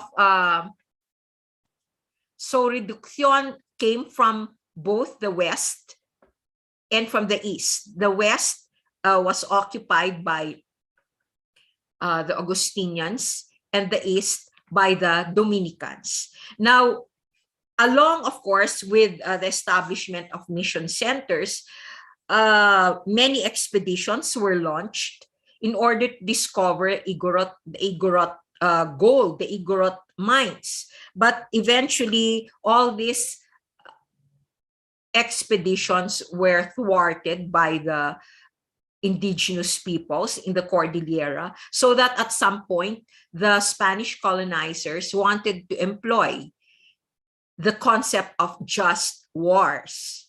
Capturing the gold mines continued to be a major goal for the Spaniards, so that in 1576, Juan de Moriones led an expedition, but it was reported that they were stoned by the natives after they collected samples of gold, causing them to withdraw. Now, failure to control the mines resulted in a debate in 1619 on whether or not it was justified to launch just wars against the Igorots. Contained in a book of consultations of Father Domingo Gonzalez, the document begins with the rationalization on why a just war should be justified. The Highlanders were not only hostile against Christian communities in the lowlands, they also controlled the mines, which could very well be utilized for the necessities of Christendom. The debate also cited that the mines were creations of God to succor this whole land and not just for use by the Igorots. Waging just wars would be the only means to convert the natives and cause salvation to their souls. So there would be sources would show would indicate now a series of expeditions. The king also reiterated the need to conquer Igorot territory in 1688. So what followed was the conscription of lowlanders in the pacification attempts. And this resulted, of course, in Igorot attacks of lowland communities. Now, simultaneous to the military expeditions were the proselytizing efforts of the Dominicans and Augustinian orders, who have established mission centers in the Ilocos and Cagayan. But the Igorots who would go down to the lowlands would always be very suspicious about the intentions of these proselytizing efforts of the religious orders. So to attract the Highlanders to resettle in the lowlands, a royal order was issued on 18 June 1758 from Spain, which allowed tax exemption of Tindians, Igorots, and other infieles for a period of 10 years if they embrace the Christian faith and submit to the colonial order. Many Igorots were enticed to resettle in the foothills of the Cordillera. And foothills, not in the pueblos, but outside the pueblos. These settlements were eventually called rancherias, an identity which demarcated resettled highland peoples from the pueblos. So if I were to do a paper on these settlements, I would probably title it Beyond the Pueblos. What was beyond, outside the pueblo? The 1700s would be replete with cases of remontados and alzados who sought sanctuary in the Cordillera. In one petition, the Cordillera was called a den of thieves in which delinquent Christians take refuge and are not punished by law. Father Vicente Salazar, in a 1750 account, lamented catechumens and newly baptized natives in the town of Bambang and Abiang in Nueva Vizcaya ran away to Ilongotes, a territory which was difficult to reach. When the native chief of Abiang apostatized, he killed the catechist, and on the night he fled, other lowland Christians joined him. If not for the military reinforcements, more could have followed. So in the uplands, the remontados and alzados were well received and provided protection by the Igorotes. Another colonial government effort which caught the wrath of the Igorots was the attempt to make the region more accessible through trails. So there were plans to come up with construct trails, but definitely these were, of course, aborted. So let me go to this slide so that it would be quick. There was also the Ordinance of Good Government, a series of ordinances, 1642, 1688, 1696, that had something to do with proscribing or curbing the interaction between uplanders and lowlanders, so that any lowlander who was caught interacting with an uplander, with the Igorote, would now receive a punishment of 100 lashes plus imprisonment. Now, aside from that, the colonial government also started to fortify settlements. Now, as a result of all these colonial policies, we see the form of resistances from the 1570s to the 1700s, and we have the beheading of particularly, well, their victims were actually I don't know if I should call it victims, because of course we're speaking here of resistances against the colonizer. So as our beheading of the friars, there were ambuscades. Now, very significant would now be the role of indigenous institutions, particularly the role of the anitera, a female ritualist or priestess who would even lead burning of churches. One instance would be the Church of Nalfotan in 1605. This would now be in Apayao. There is this account which goes, hence, by the means of a sorceress, a priestess of his, meaning the devil, named Kakenga, began to disturb the Indians, to whom this wicked woman said such things that many determined to follow the rites of their ancestors and not to receive the teaching of the divine law. So devilish was this cursed Anitera that she kept stirring up some of them against the religious, while at the same time with those who wished to keep him, the devil, she pretended to be at their side. Thus, she deceived them all, especially those who were influenced by their zeal for ancient superstition. Hence, they themselves killed their fowls and the swine which they had bred, tore down their houses, cut down their palm groves in which their principal wealth consisted, and crying out liberty, they fled to the mountains. Now, there were similar events that took place in 1621, 1622, and 1639 among the Gadanes, Irayas, and Mandayas, respectively. Now, in the 1660s, we're familiar with lowland social movements, simultaneous insurrections in Pangasinan, Ilocos, and Cagayan, and Pedro Murillo Velarde in Historia General de la Provincia de Filipinas suspected an alliance between the lowlanders and the uplanders. He remarked, the Igorotes, is one with the Ilocanos and Cagayanos in killing the Spaniards. Now, secondary sources mention Igorot participation in aforementioned events. However, this is not conclusive and would probably need more study, inasmuch as there are corollary questions that need to be addressed. If the Igorots indeed joined alliances, did they share the same anti-colonial cause as their lowland neighbors, or did they enter alliances because of a common enemy? The 1700s presented new patterns in Cordillera resistance. During the first half of the century, missions and immediate lowland settlements were the venues of resistances. The settlements of Malaweg and Tuwa waged independent insurrections, and there was widespread burning of churches, conventos, and even Christian settlements. I think I have pictures here of early churches in, let me go to that later. There was an increase in cases of remontados and alzados also during this period, an indicator of Spain's failure to consolidate its administration.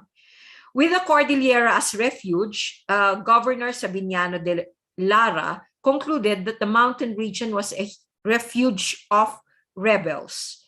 In a separate petition in the 1700s, the Cordillera was called a den of thieves, in which delinquent Christians take refuge and are not punished by law. Though responses were fragmented, the Igorots staunchly kept at bay Spanish encroachments in the territory. Until the 1700s, the Cordillera remained unsubjugated. Now, the 1800s would be a period for endurance on the part of the Spaniards. First, there was a recognition of Governor General Primo de Rivera.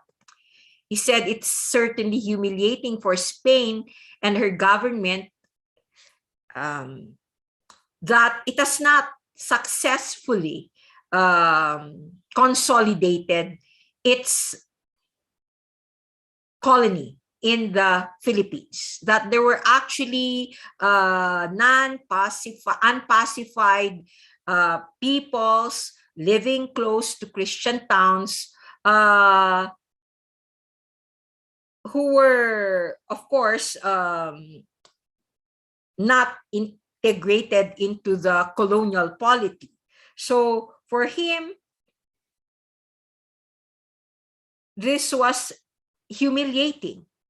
Now, there were other developments that shaped Cordillera responses to Spanish incursions in the 1800s, and that would be a more intensified military pacification of the Cordillera, but also the involvement of the Cagayan region in the tobacco monopoly. Sources show that several expeditions were undertaken to curb the illegal cultivation of tobacco in the Cordillera and also in the Ilocos. The campaign intensified with the creation of the Comandancia del País de Igorotes in 1826. During the same period, Mariano Oscaris was appointed governor of Nueva Vizcaya. His brief administration somehow established a semblance of peace and order. Moreover, the production and sale of tobacco increased in 1848. Now, Spanish authorities grappled with the appropriate policies to curb upland Christian trade relations. Smuggling would be rampant if exchanges were banned. But allowing the Igorots to take part in the production of tobacco was no guarantee that the government revenue would increase. So restrictions on the cultivation of the crop was eventually imposed. This resulted in the dependence of the Ilocanos on Igorot tobacco to comply with their bandalas and tributos. This eventually intensified lowland-upland trade. Even local officials participated in the illegal trade. Now, the creation of new political units in the 1800s was a significant attempt on the part of the Spaniards to gain control over the tribus independientes. The new organizations were a recognition of the conditions in the Cordillera. So a physical space, the Cordillera, was now associated with a kind of behavior which Julian Malumbres referred to as igorotismo.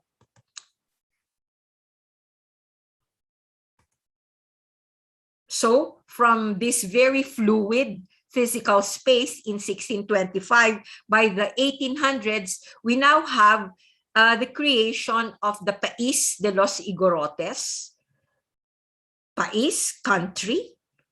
And in 1895, you have now several comandancias all over the País de los Igorotes.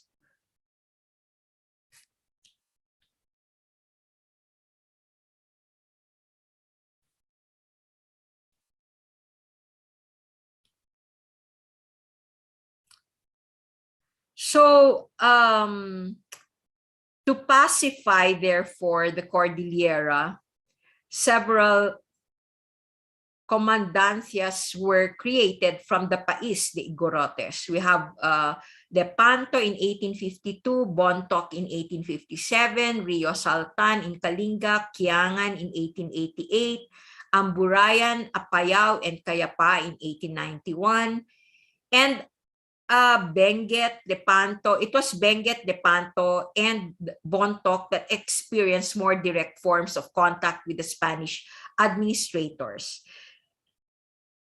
well, why these areas were the most accessible from the coastal towns of the Ilocos.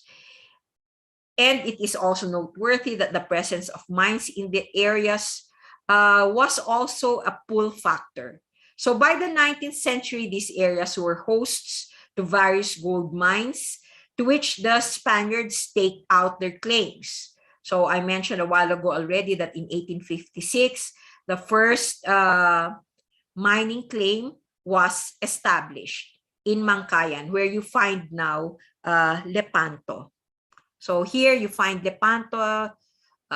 Here you find the Spanish Trail from the Ilocos going up the Cordillera. On March, so in the 1800s, what would now be the articulations of resistance? Again, there was the sustained attacks on mission centers, Igorot raids, particularly the Kiangan raiding Nueva Vizcaya. Then there was a revitalization movement of Lungao in the Ilocos, close to the Ilocos. And there was an attempt to forge alliances among villages, particularly in Western Cordillera, particularly in the area of Sagada and Bontoc.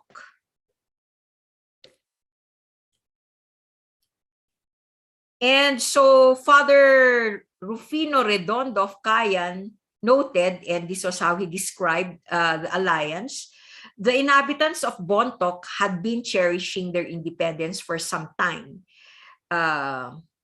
He recounted the attempts of the Bontocs to seek an alliance with the village of Lepanto so that they may be able to join forces and achieve their goal of preserving their independence. However, the letter disclosed but did not explain why the Bontocs failed to forge village alliances. This is worth mentioning because in the history of resistances in the Cordillera during the Spanish period, this would only be the only attempt at forging supra-community resistance. And it even failed. While the rebellion was taking place, also the inhabitants of Samoki, according to Father Rufino, Sakasakan and Antadao, these would be areas close to Sagada, were also up in arms. Now, Angel Perez, Agustinian friar Angel Perez, assessed the conditions in the area after this event. Those innocents boast that 32,000 souls had been subjugated without firing a shot, were pure illusions and nothing more. In reality, Perez admitted the Igorots remained as Igorots and independent as before. In the same year, Angel Perez recalled that the Igorots of Benguet, who were considered by the friar as less, I quote, bloody thirsty, set fire on the government building, the rectory, and the church, which was just constructed by Father Baldomero Real.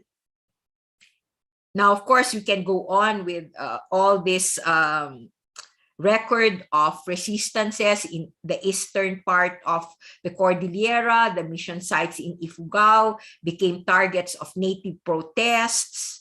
And then the Ifugaos descending to lowland Nueva Vizcaya and also attacked the barracks in Cordon and Payawan. Now, the Igorots had carefully safeguarded their trails. When Spanish administrators began constructing roads in their mountains, they vehemently protested. The anxiety on the consequences of opening the Cordillera comes in this poignant message. So there was this message from an Igorot. What can we do now when all our hideouts are known to the fathers? Where will we flee that they have not reached? There is no refuge of which they are ignorant, nor hiding places they haven't discovered.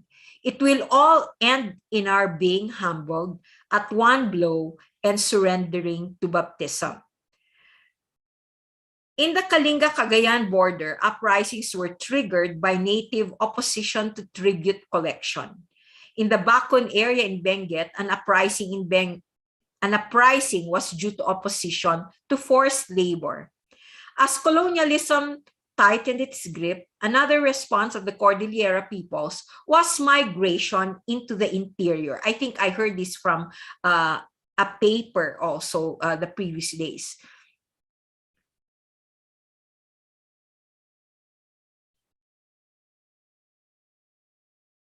Now, let me go to some kind of summary reflection on resistance and indigeneity as identity. One of the most enduring effects of Spanish colonialism was the reconstruction of identities that fomented lowland-upland hostilities. By the end of the Spanish regime, the lowlander was the Christian and the Cordillera peoples, the highlanders, were the infieles or salvajes. Being Igorot, which used to be a mere geographic reference of people from the uplands, evolved as an indicator of social cleavage. The various tribus independientes in the Cordillera associated the colonial process with submission to the Christian order. The various rites associated with the Christianization process, particularly baptism, signaled surrender to a sacred figure and other profane matters that were unfamiliar to indigenous society. El cristiano perpetuo esclavo de los españoles. That was how they perceived baptism. Christianization was a form of capitulation, a complex form of enslavement, which would result in the breakdown and displacement of Igorot existence. This explains the repeated burning of churches and conventos. Being Christian, which began with baptism, was synonymous to breaking away from indigenous institutions. And a survey of Cordillera resistances during the Spanish period shows that the number of protests invoked indigenous institutions and were significantly led by indigenous religious practitioners. Again, we go back to the Anitera. And I love this, how this Anitera dissuaded the natives. Actually, Aniteras, in plural, Aniteras. So every time the highlanders would decide or would be convinced to go down and get themselves converted to Christianity. Here we have an account of Aniteras and how they dissuaded the natives. So may I quote, woe is me that you should desert me. How many years have I taken my pleasure with you? My desires have been nothing other than your health and life, which I have preserved for so long a time. And now in the end, you desert me just to follow and believe those with white teeth and long robes. I will therefore take to the heights of the more than 7 lofty mountains, and from there I will be watching you, always mourning your departure. And upon hearing that from the Aniteras, the catechumens would change their decision and remain in the uplands. Now, what else are worth quoting here? The natives also questioned the superiority of the Christian missionaries, so that in the case of Tonglo, here very close to Baguio, Father Pedro Vivar recounted, it is no easier for the people to give up their ancient practices for the word of a priest than for him to give up what he believes. So the priestess, for instance, who challenged Pedro Vivar, said, if you are the priest of the Christians, so am I of the Igorots. And if you have your God, I have mine. Now, the Igorots also commented on the lack of significance of Christian celebrations. The fiestas of the Christians aren't worth anything because it's all just a lot of noise making with bells and drums and muskets. And then everybody just goes home to his own house to eat what little he has. But the fiestas of our leaders are satisfying and don't have all the racket. They kill animals by the dozens and everybody drinks till he passes out. And so it goes for many days. Among you, anybody's mayor or headman, but our leaders are never changed. No matter how much they spend, they always have more. Now, if the Igorots harbored this feeling, it was because for them nothing matched their indigenous feasts where everyone participated. Their ritual feasting put harmony between the sacred and the profane, the living and the deceased, between the common man and the men of higher social rank. Among the Igorots, there was the awareness that becoming a Christian meant resettlement under the policy of reduction. They did not want to abandon their lands. Unable to convince the natives to relocate in the lowlands, the colonial government under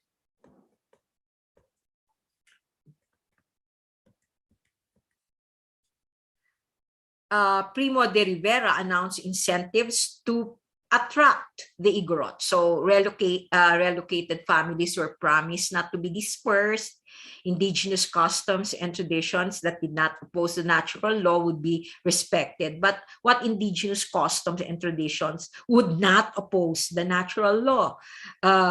Government would provide assistance in selling Igorot produce, and the Spanish administration offered, I'm sorry for the typo error there, opportunity for the indigenous peoples to elect their own officials. But of course, we know this never happened.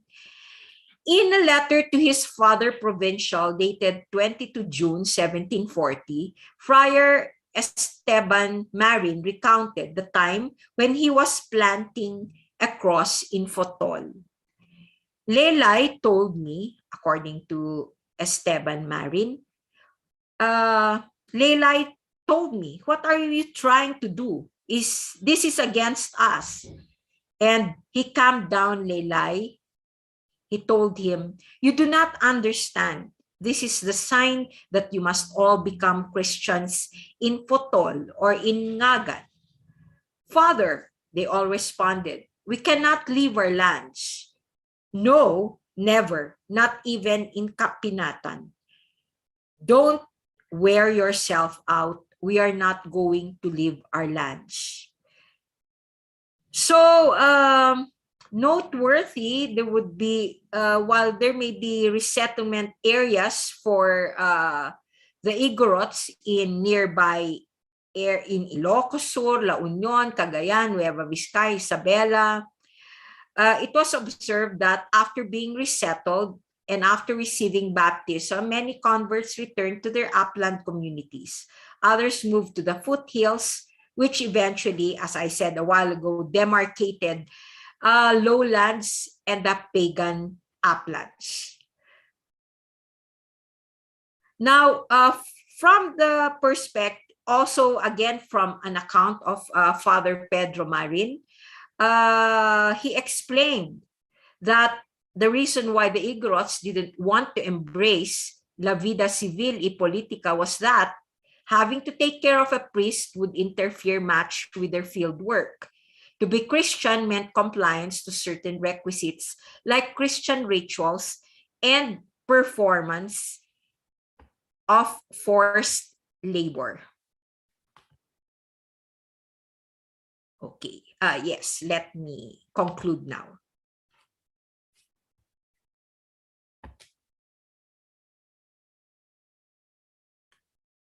Oh, this, why did the Igorots also resist Christianization? Because the Igorots associated lowland settlements to diseases. It may be relevant to the pandemic we're in. Smallpox and other epidemics were perceived as originating from the colonized lowlands. This was one reason why Igorot settlements did not allow passages through their trails. And they also ordered quarantine for lowlanders who desired to enter their mountains.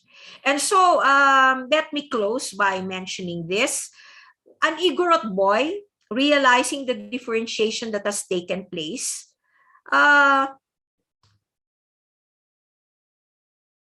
Umahog, that was an Igorot boy.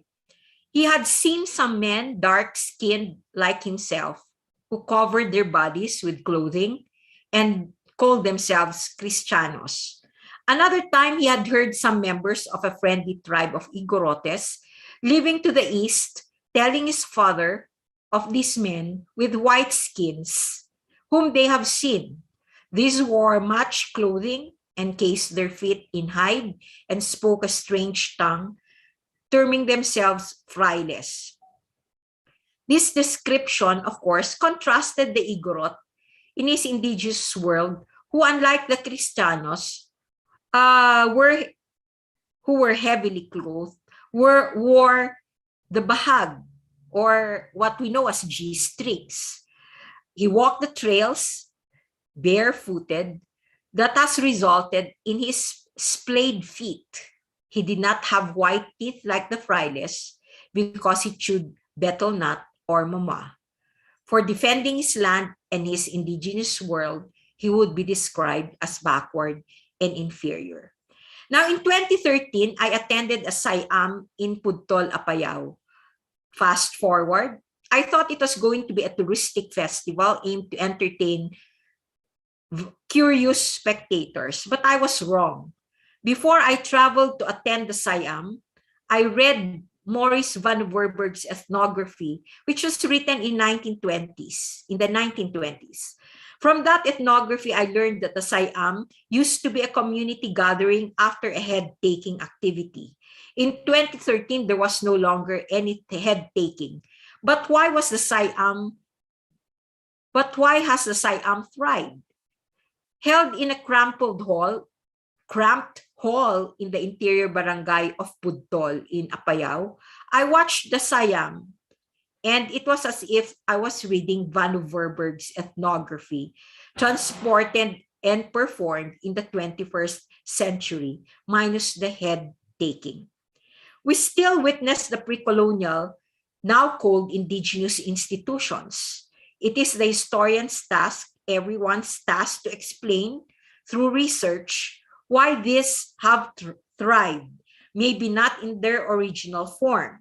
Using James C. Scott's works, the indigenous institutions have evolved to be weapons of the weak, for the Cordillera has experienced the art of not being governed. Now, I did write an article integrating indigenous people's history in a general history of the Philippines, in case you want an inclusive history, which is found in the Journal of History, issue 2017. So thank you for your attention. Thank you very much, Dr. Florendo, for that lecture.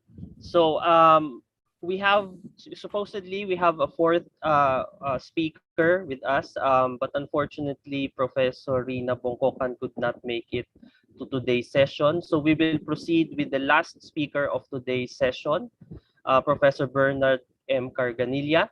Is a recipient of the 2019 to 2021 UP Professorial Chair Award in the Social Sciences for outstanding teaching and research in UP Manila. He was Senior Fellow of the Philippine Public Safety College, and Professor Carganilla is also columnist for Malaya Business Insight, a Philippine national newspaper. He is also a lifetime member of the International Honor Society of Phi Kappa Phi Chapter 45 Philippine Chapter, and a member of its board of directors from 2013 to the present. He was a senior Philippine delegate for the 10th ASEAN University Network Education Forum, hosted by the University of Brunei Darussalam, Bandar Seri Begawan in 2008, and the resource person for the DND Task Force on the Teaching of World War II in 2019.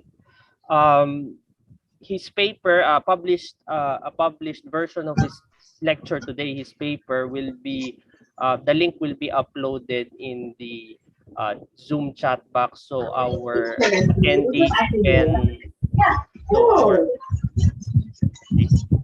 so our attendees can download the published version of Professor Carganilla's lecture for today. His lecture for today is entitled Katipunan Legacy, Why We Fight and How, Mortal Kombat in an Urban Setting, Battle of San Juan del Monte, Pinaglabanan, Battle of Kingwa, Battle of Manila, Battle of Marawi. So let us all welcome to the virtual floor Professor Carganilla. Sir Bernard Carganilla. Okay, mabuhay at maraming salamat sa mga kasamang guro. Lalo na kay Chairman Neil. Shout out sa brad ko si Dr. Llanes at sa mga kasamahan din sa PKP, International Honor Society.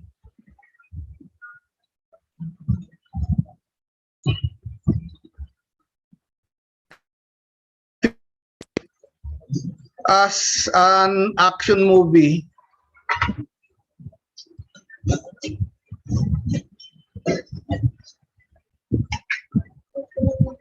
no, lahat ng bagsik, yung bangis, yung pagiging makabayan, yung spiritualidad, sasabog to lahat doon sa War of Independence. So, parati kasi sinasabi lack of arms eh. So tignan nga natin yun. Yung sa isang dokumento, sinabi na bago pa sumiklab yung War of Independence, meron na nga sila mga sandata. At yung isang nabanggit, bukawing tinulisan. Anong sabihin ng bukawing tinulisan? Is it some sort of spear? But if we're talking of spears, there are three kinds. If it's very long and heavy and you need two hands to wield it, then it's essentially a pike or pika. And you do not fight alone with the pike. No, you always fight in a formation with a pike. The second kind of spear, tinatawag natin na sibat. You can fight one-handed. If you're as strong as Achilles, you can throw it. But there is a martial art. It's called spear fighting. And the third kind, arm's length, no, yung haba niya, it's a javelin or a throwing spear. So we don't really know which of the three they were referring to when they wrote bukawing tinulisan. But be that as it may, we have Filipino martial arts respect. No, it's a long tradition. Starting from the Battle of Mactan to all of the battles of the Katipunan, even during World War II, up to today. And even other cultures want to study Filipino spear fighting. So let me show you.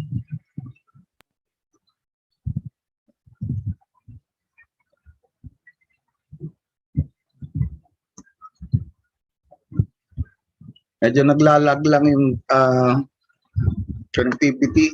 I'm trying to play a video.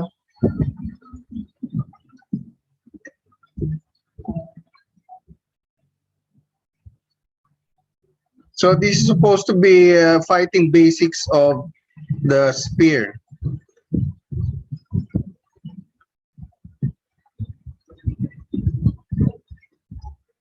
Okay, it's starting to play now.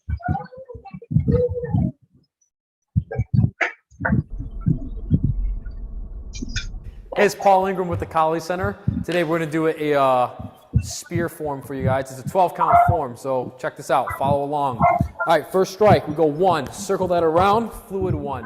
We come into the thrust. We're going to drop it. Lift up. Thrust again. The long-range thrust where your hand comes together. From here, go into the umbrella. 2. Reverse 2. Thrust, and then dropping the vertical. Need to see that again? All right, let's do it. So from here, hit the 1, circle that around, fluid 1. Thrust, drop it, upward, long range thrust, up on the umbrella, two, reverse two, hit that thrust, and then drop that vertical. So from here, one, circle it out, thrust, drop it, up, long range thrust. Here's the umbrella. Whang, and then finish with that vertical strike. All right, we're going to do it a few more times.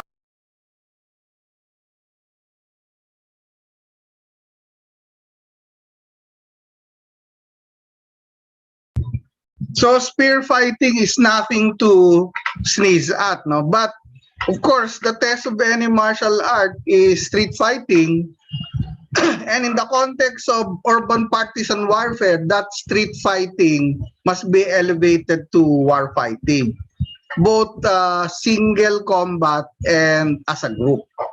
Now, the second point, the Spanish art of war, they brought here a particular formation which had Magellan had enough people, he should abuse. And this is probably one reason why he was defeated at Mactan. And this is also one probable reason why the several ethnic groups allowed themselves to be allied with the Spaniards, because they saw the tercio in action. Now, during World War II, during the Battle of Manila, the Hunters ROTC had to mobilize the town units. So for instance, under the command of Juan Daza, they had to mobilize the town units of Parañaque to guard the rear for the regular regiments of the Hunters ROTC who were assaulting Fort McKinley. And those town units who were armed with pikes and spears were organized as tercios. So allow me to show you what a tercio looked like. And in fact, as you will see later on, some of the units of the Guardia Civil were actually named tercio.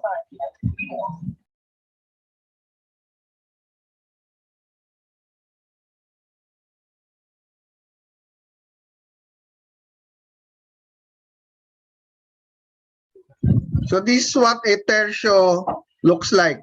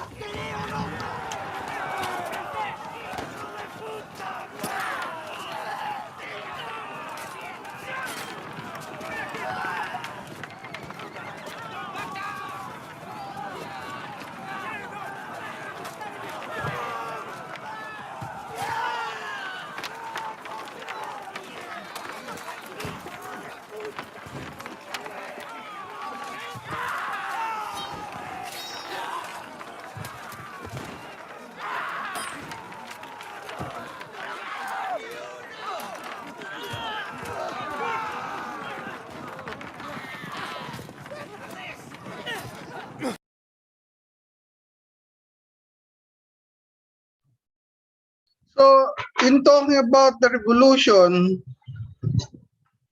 what we're really talking about here is the management of violence. And the enemy here, there were no pushovers. No, the Spaniards were a formidable opponent, and although they did not exactly invent the tercio, that is what they brought here. It's a very effective formation if you lack firearms, but you have the numbers.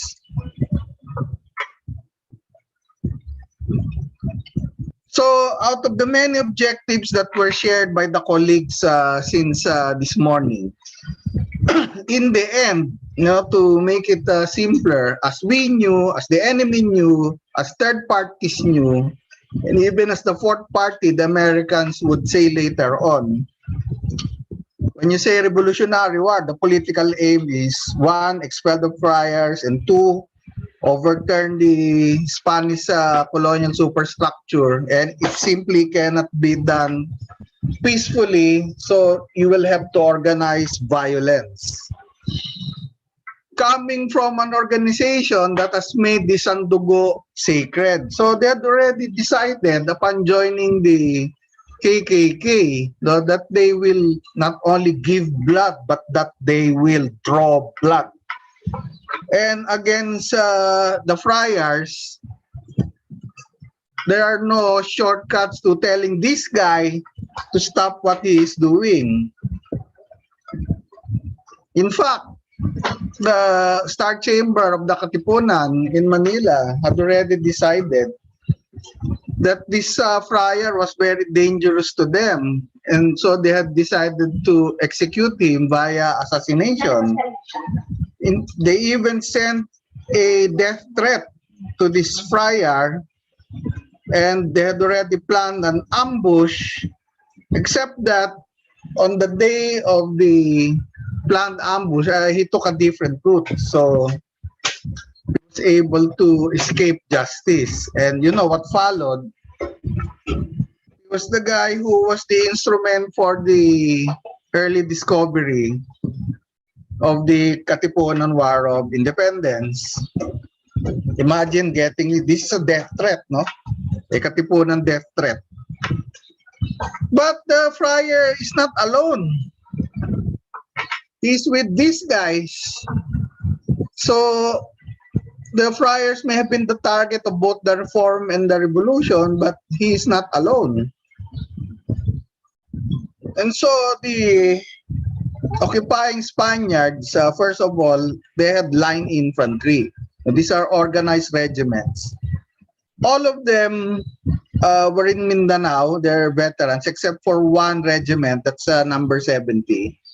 And these are natives, mga katutubo who form the bulk of the infantrymen. So these are regular soldiers. In addition, there was cavalry, there was artillery, 2 regiments of artillery, there was a battalion of combat engineers, and a medical corps. And all of these Spanish troopers, to give them an easy way of remembering their training, they were given this instruction sheet, in the form of a panuelo. So there were specific ones for infantry and artillery. So they carried this with them. So you have regular infantry, you have combat engineers, and you have artillery. Separate were the police units, and there were 3 tercios of Guardia Civil. So this formation is from Spain. But there was a specific one in the Philippines. No, they did not exist in Cuba or Puerto Rico. And this is the Guardia Civil Veterana de Manila. Sa Pilipinas lang meron eh. So you have 2 kinds of civil guards, the one from Spain and the one that was mustered in the Philippines. And of course, they are natives, as you can see from the picture. Nakayapak nga eh. In addition, there were also carabineros, and I think Francisco Carrion, one of the Katipuneros, was trained as a carabinero. So you had regular units, You had police units, plus, okay, these are the mounted Guardia Civil. They're natives and this is their weapon. This is their sword. No, it's not a bolo, it's a Guardia Civil sword. Still not enough. So remember, during the war, you were facing both the regular infantry who were stationed inside Intramuros and the Guardia Civil who were constantly patrolling the streets. So in Spain, up to now, they see the Guardia Civil as positive. So they're not the bad guys in Spain. No, they're still honored up to now. And this uniform is specific to the Guardia Civil in Manila. Hindi pa nakontento ron. Meron pang additional unit. Yung Captain General, yung Governor General, meron siyang sariling PSG. No? Meron siyang bodyguard. Dala abarderos. And two of them always accompanied him. So this may be a ceremonial halberd, but it is deadly in combat. So you count all of these units. Yan ang kinaharap ng mga naghimagsik sa buong kapuluan. And then there's still another unit. They were raised in Spain kasi kulang nga eh. Population naman sa kapuluan natin 6 million. No, so we really had the numbers. So the Spaniards were outnumbered, so they had to raise a substantial number in Spain itself. I think today you can consider them some sort of light infantry, and they're called cazadores. So in Spain today, again, they're seen as some sort of special unit. And this is an example of a cazadore. So he has a different uniform from the regular infantry and the Guardia Civil. But from the point of view of the Katipuneros, it seems that hindi sila bilib sa mga cazadores. Kasi nga, parang walang ginawa kundi mangumpis ka ng mga gamit. Ang tawag nga ni Bonifacio doon sa tula niya, sakadores. Wala silang tingin nila, kasuklam-suklam tong unit na to. But remember, light infantry siya. Hindi pa rin kasya yon. So, nag-raise pa ng expeditionary forces. So, in addition to the infantry na nandito, nagdagdag pa ng 2 provisional battalion plus marines plus another squadron of cavalry. So, plus yan. And then, there were private individuals who wanted to join. They provisioned themselves, no? They armed themselves. Some were already here in the Philippines and some came from Spain. So these are volunteers. Remember this because there will be an American version of the voluntarios. So all of that, yan ang nakalaban nung himagsikan simula hanggang sa dulo. And many of them were actually natives. So ito nga yung uniforme ng Guardia Civil, ito native din pero regular infantry. Makikita rin sa belt buckle na regular infantry siya. And the Spaniards were armed with this, the Remington and the Mauser. Doon sa mga dokumento ng Katipunan, magugulat din tayo because the Katipuneros knew enough to distinguish among the different brands of firearms. At out of the many brands, the 2 brands that they keep mentioning are the Remington and the Mauser. Ano pinagkaiba niyan? Sino kaya mas magandang baril dyan, no?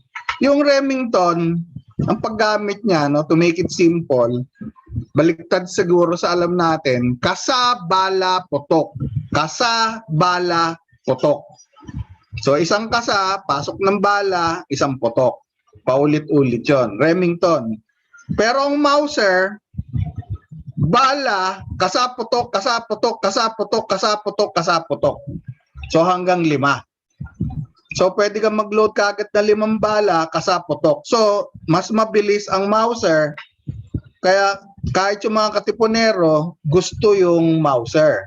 Pero pareho tong baril ng mga Espanyoles. Yung Remington, may gawayan yung mga Espanyol, pero Remington, Amerikano yan eh. Mauser, German. But the Spaniards manufactured their versions of the Remington and the Mauser.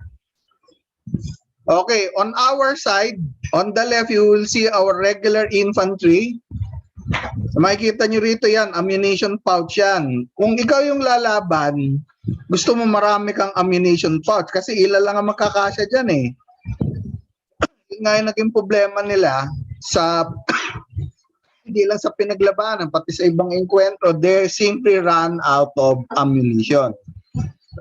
But there were a lot of katipuneros and many of them were armed with different sort of swords, gulok, itak, bolo. So collectively, they were known as sandatahane. Siguro ito yung image natin ng katipunero eh. So may sarili silang insignia. So we had 2 units. We had regular infantry and or the ones with firearms and the ones who did not have firearms. Even at the beginning. So yung mga in-execute sa Bagong Bayan, so mga nahuli, pareho ni Eusebio Roque. Yan. Pero dito kasi sa drawing na to, hindi naka-tertio formation eh. Yan, yung hawak na mahaba niyan, it's supposed to be a pipe. No, if you have the numbers but you lack firearms, the way to maximize the numbers and to balance off your shortcoming in firearms, you should form a tertio. Okay, so this is a skirmish line. These figurines were made by Spaniards based on their documents of us. So this is how they imagined our katipuneros look like from the very beginning. So if we had enough firearms, you would form a skirmish line. So these are irregular troops. At yung baba, regular troops. Natin paanig natin ito. So siguro ito yung alam natin na revolusyonaryo na Carriadillo, but that came later. Now in the beginning, they were dressed this way, pero rarely na may 3 ammunition pouch, merong knife, sundang of some sort, or balaraw and sword. So parang pag nag-close quarters combat, pagka nagkaubusan ng bala, yan, individual combat na kayo. Doon din sa dokumento ng Katipunan may sinasabing palasan, pag ginugol mo yun, lalabas ito. So it's an arnistic. And here, ito, Tiradores del Muerte. So here you will see the different uniforms and armaments of the Katipuneros in this period. See, this is how they're supposed to wear it, and when you fight from a kneeling position. So pinaglabanan, we take the interpretation and the summary events of Jim Richardson as our starting point. The real strategy, really, the target was Manila itself. And the priority, kaya hindi kagad nagpaputok yung mga Katipunero, as much as possible, they wanted, gusto nilang bumaliktad yung mga kadugo natin kesa sumunod dun sa mga Kastila. Meron naman, or at least pag nagpaputok kayo, pataas, no, para hindi kami tamaan. Here are our strengths. Ang litaw na litaw, napakataas ng moral. Libo. Ang bilang kasi nung kaaway sa loob ng Intramuros, mga 300 lang eh. Kaya sa tansya ni P. Valenzuela, 600, pwede na eh. Basta makakapasok lang ng sorpresa, kaya lang nawala yung element of surprise. So nung nag-master na sila, at least 1,500 sa 3 lugar, no, sa English Cemetery, sa Santa Mesa, sa San Juan del Monte. Pero never nagsama-sama kasi yung 3 puwersa na yon. Kaya isang grupo lang yung napalaban sa San Juan. At ang nakakagulat niyan, alam na ng mga Espanyoles na magkakaroon ng assault. And the Katipuneros knew that the Spaniards knew. So, panay ang galawan, panay ang maniobra ng bawat panig, no? And the good thing that the Katipuneros did, they positioned their men, yung may armas, dun sa mga bahay-bahay kasi mauuwi siya ng street fighting. Ang isang weakness nun, dun sa pinaglabanan, lumampas yung gabi hanggang madaling araw, hindi natuloy yung atake. Nakapwesto na yung mga Kastila. Yung inaasahan nila, yung regiment number 70, hindi bumaliktad. Lalampasan nila dapat yung Polvorin dahil strong point yun eh. Papasokin talaga Intramuros. Pero bumalik kasi sila eh, so maraming oras yung natapon sa marcha.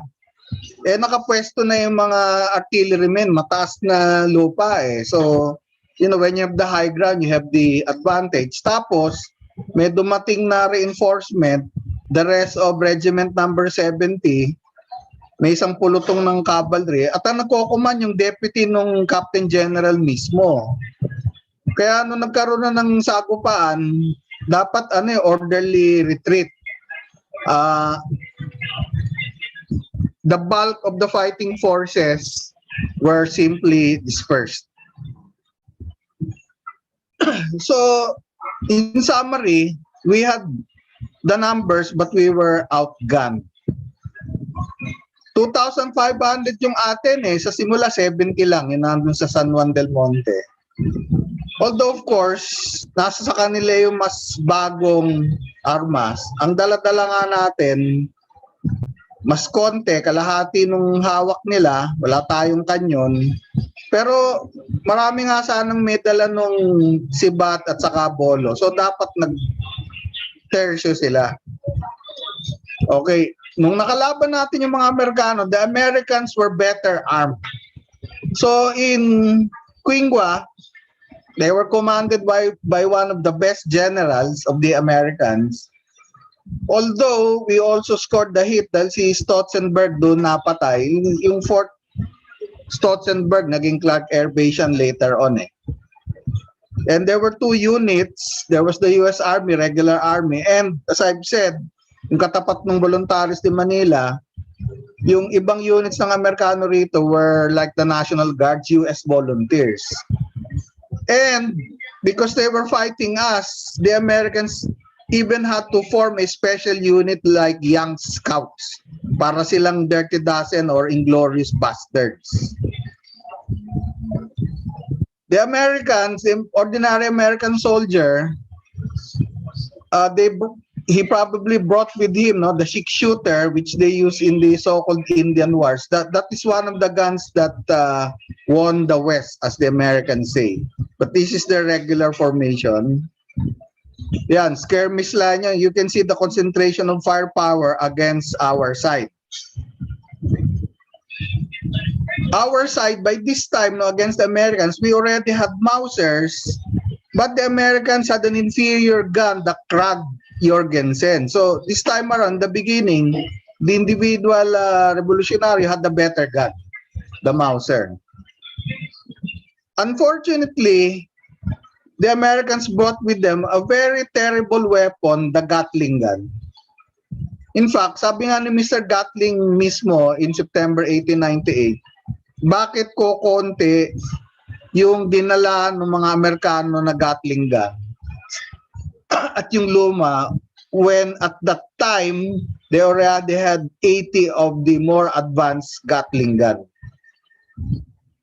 So you can see here the Americans using the Gatling gun against us outside Manila. Yan, kung single lang, ito lang isa na to, marami nang kayang patayin. But in full formation, you would have half a dozen.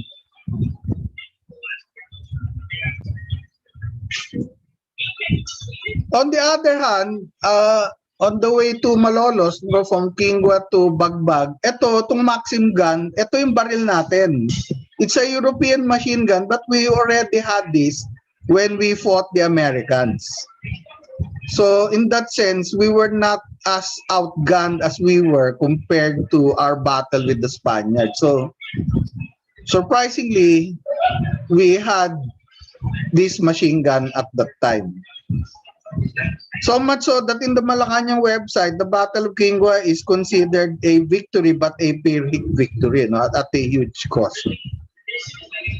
So up to now, the Americans value all of these guns. No, if they have replicas, they fire it. No, it's still used individually and by the regular units.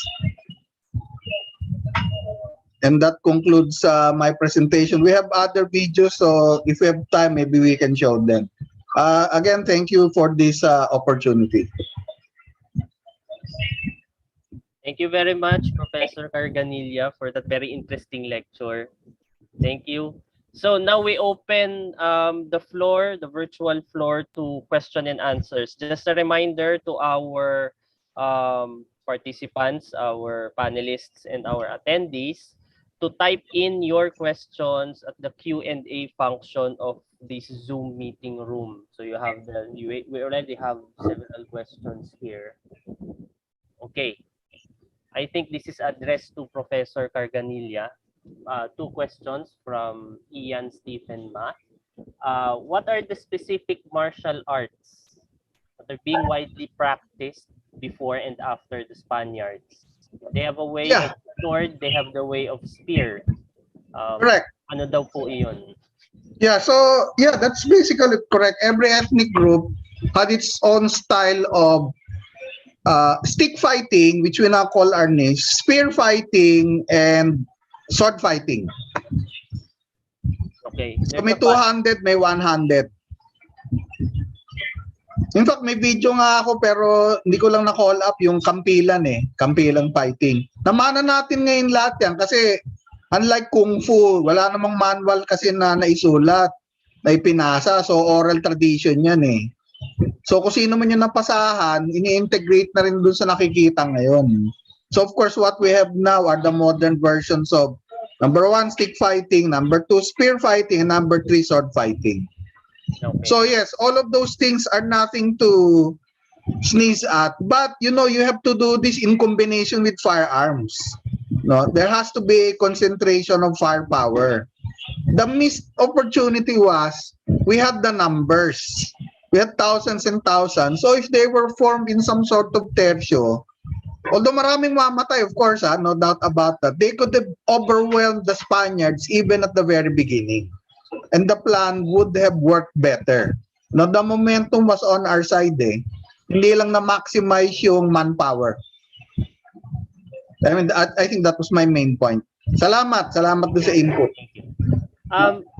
For our two speakers, si Prof. Lars and Ma'am Nella, if we can turn on our videos for the Q&A. Thank you.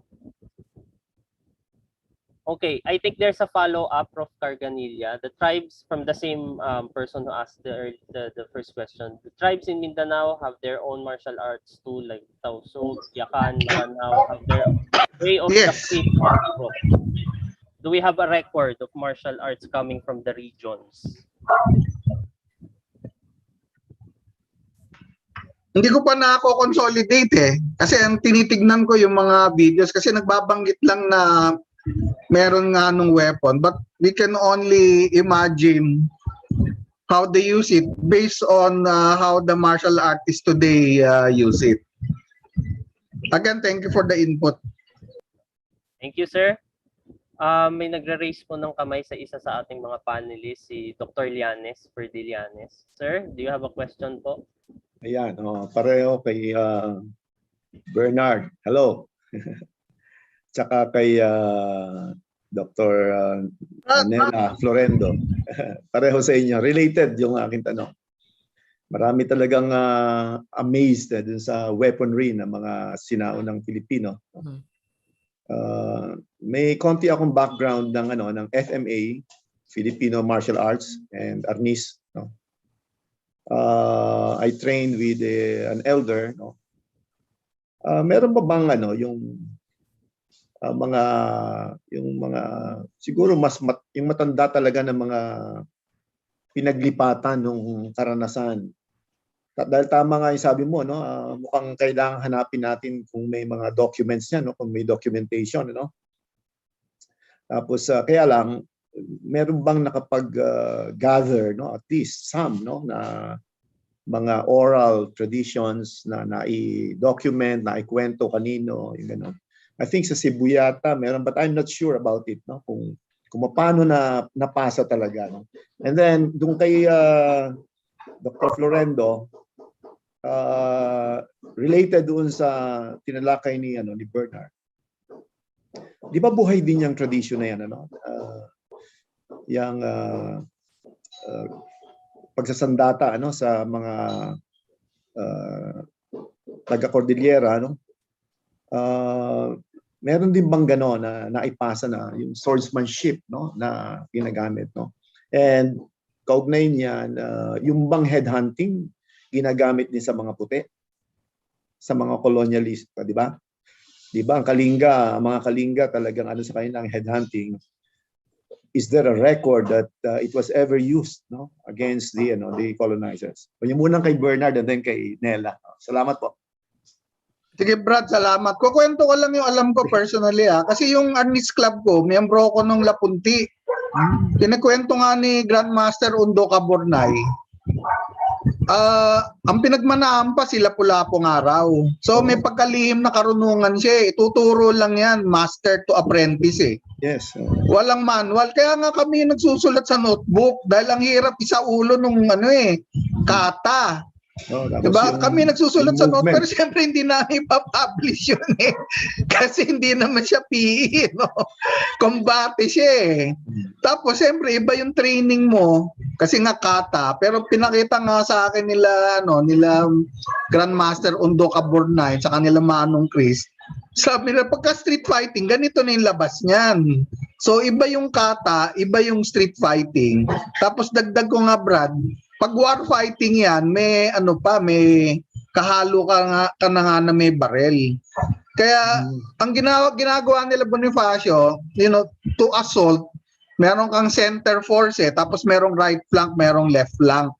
Usually yung right flank at saka left flank, yun yung mga sandatahanis eh. Kasi kukonti nga yung barel. So intersperse mo ngayon yung may barel sa center. Kaya lang dahil ayaw nga nila Bonifacio na pumatay, gusto nila bumaliktad yung mga gwardiya sibil eh. So, hindi lang minuto, oras yung nasasayang. Dinidikitan nila yung mga gwardiya sibil, atras, putok. Pero pinipilit nga nila na bumaliktad, so naubos yung oras doon. Hanggang dumating na nga yung mga Espanyoles talaga. So, yun, nandun tayo ngayon. Ano, Brad? Before we go to Nela, Francis, isa lang habol, no? Gio pala. Gio. Yung sa isang conference ng Adhika, we had invited elders I think in Iloilo. Nagpakita sa amin talaga, nakakatakot kasi ang gamit nila hindi kahoy, hindi kundi itak talaga. Yes. Talagang tunay na nag-iitak. Of course, may cadence, kaya hindi sila katamaan, pero grabe. Pero very graceful, very systematic, no? Oo. May flow eh.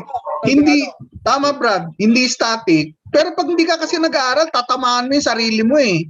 Sasapit yan sa sa tuhod mo eh. Ang una mo masasaksak, sarili mo.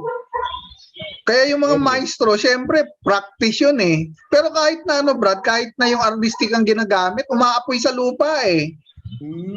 Maapoy sa lupa, sa bilis. Sasabihin naman sa iyo yung artistic, nandito yung talas ha. So imagine na bolo. Kaya pag umawa ka ng artistic, in your mind, ang hawak mo bolo.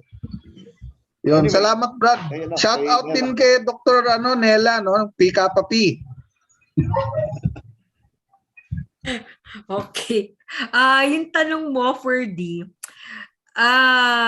katatapos lang kasi yung regional conference namin. Isang favorite na tanong yan. Yun, may indigenous martial arts ba ang Cordillera? Yung mga speakers naman, may isang Ifugao, meron ding Bontok, pero they don't consider it martial arts. Sabi, ang sagot naman nila wala. Kundi, yung tanong mo na, what about head taking? yun, ginamit. Yun, kanina hindi ko na lang na-specify, pero merong series din ng mga attacks na head-taking ang kanilang gamit sa sa Spanish period. Meron din sa American period. So form of resist, syempre ako, interpretation ko, pwedeng application, parang form of resistance din yon, yung head taking. So meron, ginamit sa mga, usually ang biktima nila yung mga friars. Kasi sila naman ang talagang may direct contact sa mga taga-Cordillera, sa mga mission centers. Actually, very interesting. Kung hindi head-taking, may ibang cases pa nga, hinuhubaran nila yung mga praile. Parang, basta kinukuha nila yung mga damit nila, gano'n. Di syempre, hindi na makakaalis yung praile, gano'n. Sa mga mission centers. So, maraming pwedeng i-document na forms of protest and resistance. Okay, salamat. Thank you. Branding na kasi yung FMA, Brad Branding na yun FMA.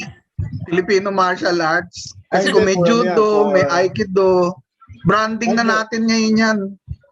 Pero yung training ko, talagang traditional. Traditional talaga yung kwan. Anyway, sige, pwede na tayo proceed sa iba. Thank you Salamat, for Bernard. answering the questions, Prof. Carganilla and Ma'am Florendo. Thank you then for the questions, Dr. Llanes. Okay, merong isang question from Assistant Professor Hubisi. You can turn on your audio. Hi, thank you, Gio. This is for Ma'am Nella po. So I was thinking, there's a tendency when we imagine early modern Philippines to think of localities in relation to their direction and distance from colonial Manila. So to me, parang this seemed like an unnecessary buying into colonial conceptions of space. So I was wondering, when we studied the Cordilleras in the 1500s and 1600s, what would be a more grassroots conception of space? And did the Igorotes see themselves in relation to different centers? Yeah, thank you. That's a wonderful question. In fact, that's one of my interests, but I haven't really progressed. Whether the Cordillera, the Igorots, had the concept of Manila. Were they aware of Manila? Because there was only one occasion when which mentions Manila, and that was when the Igorots were deceived that they were going to perform somewhere in Manila. Yun pala yung Battle of Caloocan, Kaya the account said something like, well, and then there was firing, and so we really ran as fast as we could. Syempre, exage na yon. Ngayon, did they have concepts of centers? They definitely interacted with the lowlands. Like right now, there's very recently Dr. Michael Armand Canilao came up with already making use of GIS to trace trade centers between the Igorots and the lowlands. So trade would be the basis for identifying other spaces outside the Cordillera. Through that interaction. Okay. Yes, more of interaction. And then there would be other centers also here in the eastern side, where you have Nueva Vizcaya, Nueva Ecija, and then Cagayan. But they were more for trade until, of course, they shifted already to some religious purposes. But no, it's more for trade rather than for other reasons. Okay, thank you, ma'am. Okay. Thank you for answering the You're question, Ma'am Nela. Thank you then for the question, Hobie. We hope na makasama natin si Sir Lars dito sana, kaya lang nawala siya bigla sa Zoom. But there was a question for the benefit of everyone. There was a question that he answered earlier. The question was from Emilio Martin Borja. Sabi niya, Sir, wouldn't the madaluhong na pag-uusig sa lahat ng kasamaan passage in the Cartilla reinforce Schumacher's assertion that the revolution of 1896 took on a religious undertone? I'm of the opinion kasi that spirituality was also a significant driving force in the 1896 revolt other than nationalism. And then Professor Ubaldo answered, tama po na mahalaga ang spirituality sa Katipunan. May mga sinulat po si Jacinto tungkol sa tamang pagsampalataya at iba pa. Pero sa tingin ko po, hindi lamang po ito sa antas na spiritual, maaring basahin sapagkat mas maikokonekta ito sa moral na pamantayan ng kanilang ipinapataw sa mga kasapi. So yun po. Do we have other questions? Gio, gusto ko lang magbigay ng input. Well, Okay po. yung dun sa work ni Jim Richardson, tinitignan niya yung Katipunan bilang isang secular na organization. Bagamat may banggit na po may kapal, spirituality dun sa ilang documents, pero hindi sinasabi na yun yung nagiging core o yun yung mismong gabay sa pagpapatakbo ng Katipunan at Himagsikan. So I think baka dapat linawin yun. Bagamat pwedeng tignan natin na merong moral na alituntunin, may mga ethical na panuntunan, pero secular siya na organisasyon. Thank you very much for that input, Sir Neil. And unfortunately, we ran out of time already, no? At tanghalian na po. So thank you very much for all of our speakers, our panelists for this morning session. Very, very interesting lectures about the Philippine Revolution. And thank you very much for all of the attendees. A gentle reminder for our attendees, when we leave the Zoom meeting for this morning session, an evaluation form will be sent to your emails, and then you have to answer the evaluation form to get a certificate of participation. Please anticipate the certificate of participation to be sent to your emails within 7 working days. So that's it for session 5 of today, of the last day of the 3-day webinar series. And we will take a quick lunch break. We will be back with the last session 6 at 1 p.m. So makita-kita po tayo mamaya, and thank you very much to everyone who attended. Thank you very much to our esteemed speakers and our panelists. Thank you po. Thank you, Ma'am Nela. Salamat Thank po. you, Sir Bernard. Salamat. Salamat. Thank you po. Sayang, hindi ko na napalabas yung ibang video, no? Paano mag-load ng mouser. Paano paputok ng Gatling. Pwede ka mag-provide ng links doon sa possible sources on YouTube. Sige, marami. Pinili ko lang. Pwede rin isama Marami. sa study guide. Di ba? Merong, Sige. on the webinar, merong study guide. Pwedeng maglista ng references. References. Ma'am Nela, Manela, meron pa bang pick-up papiwi ito bukod sa atin? Ano? Oo naman.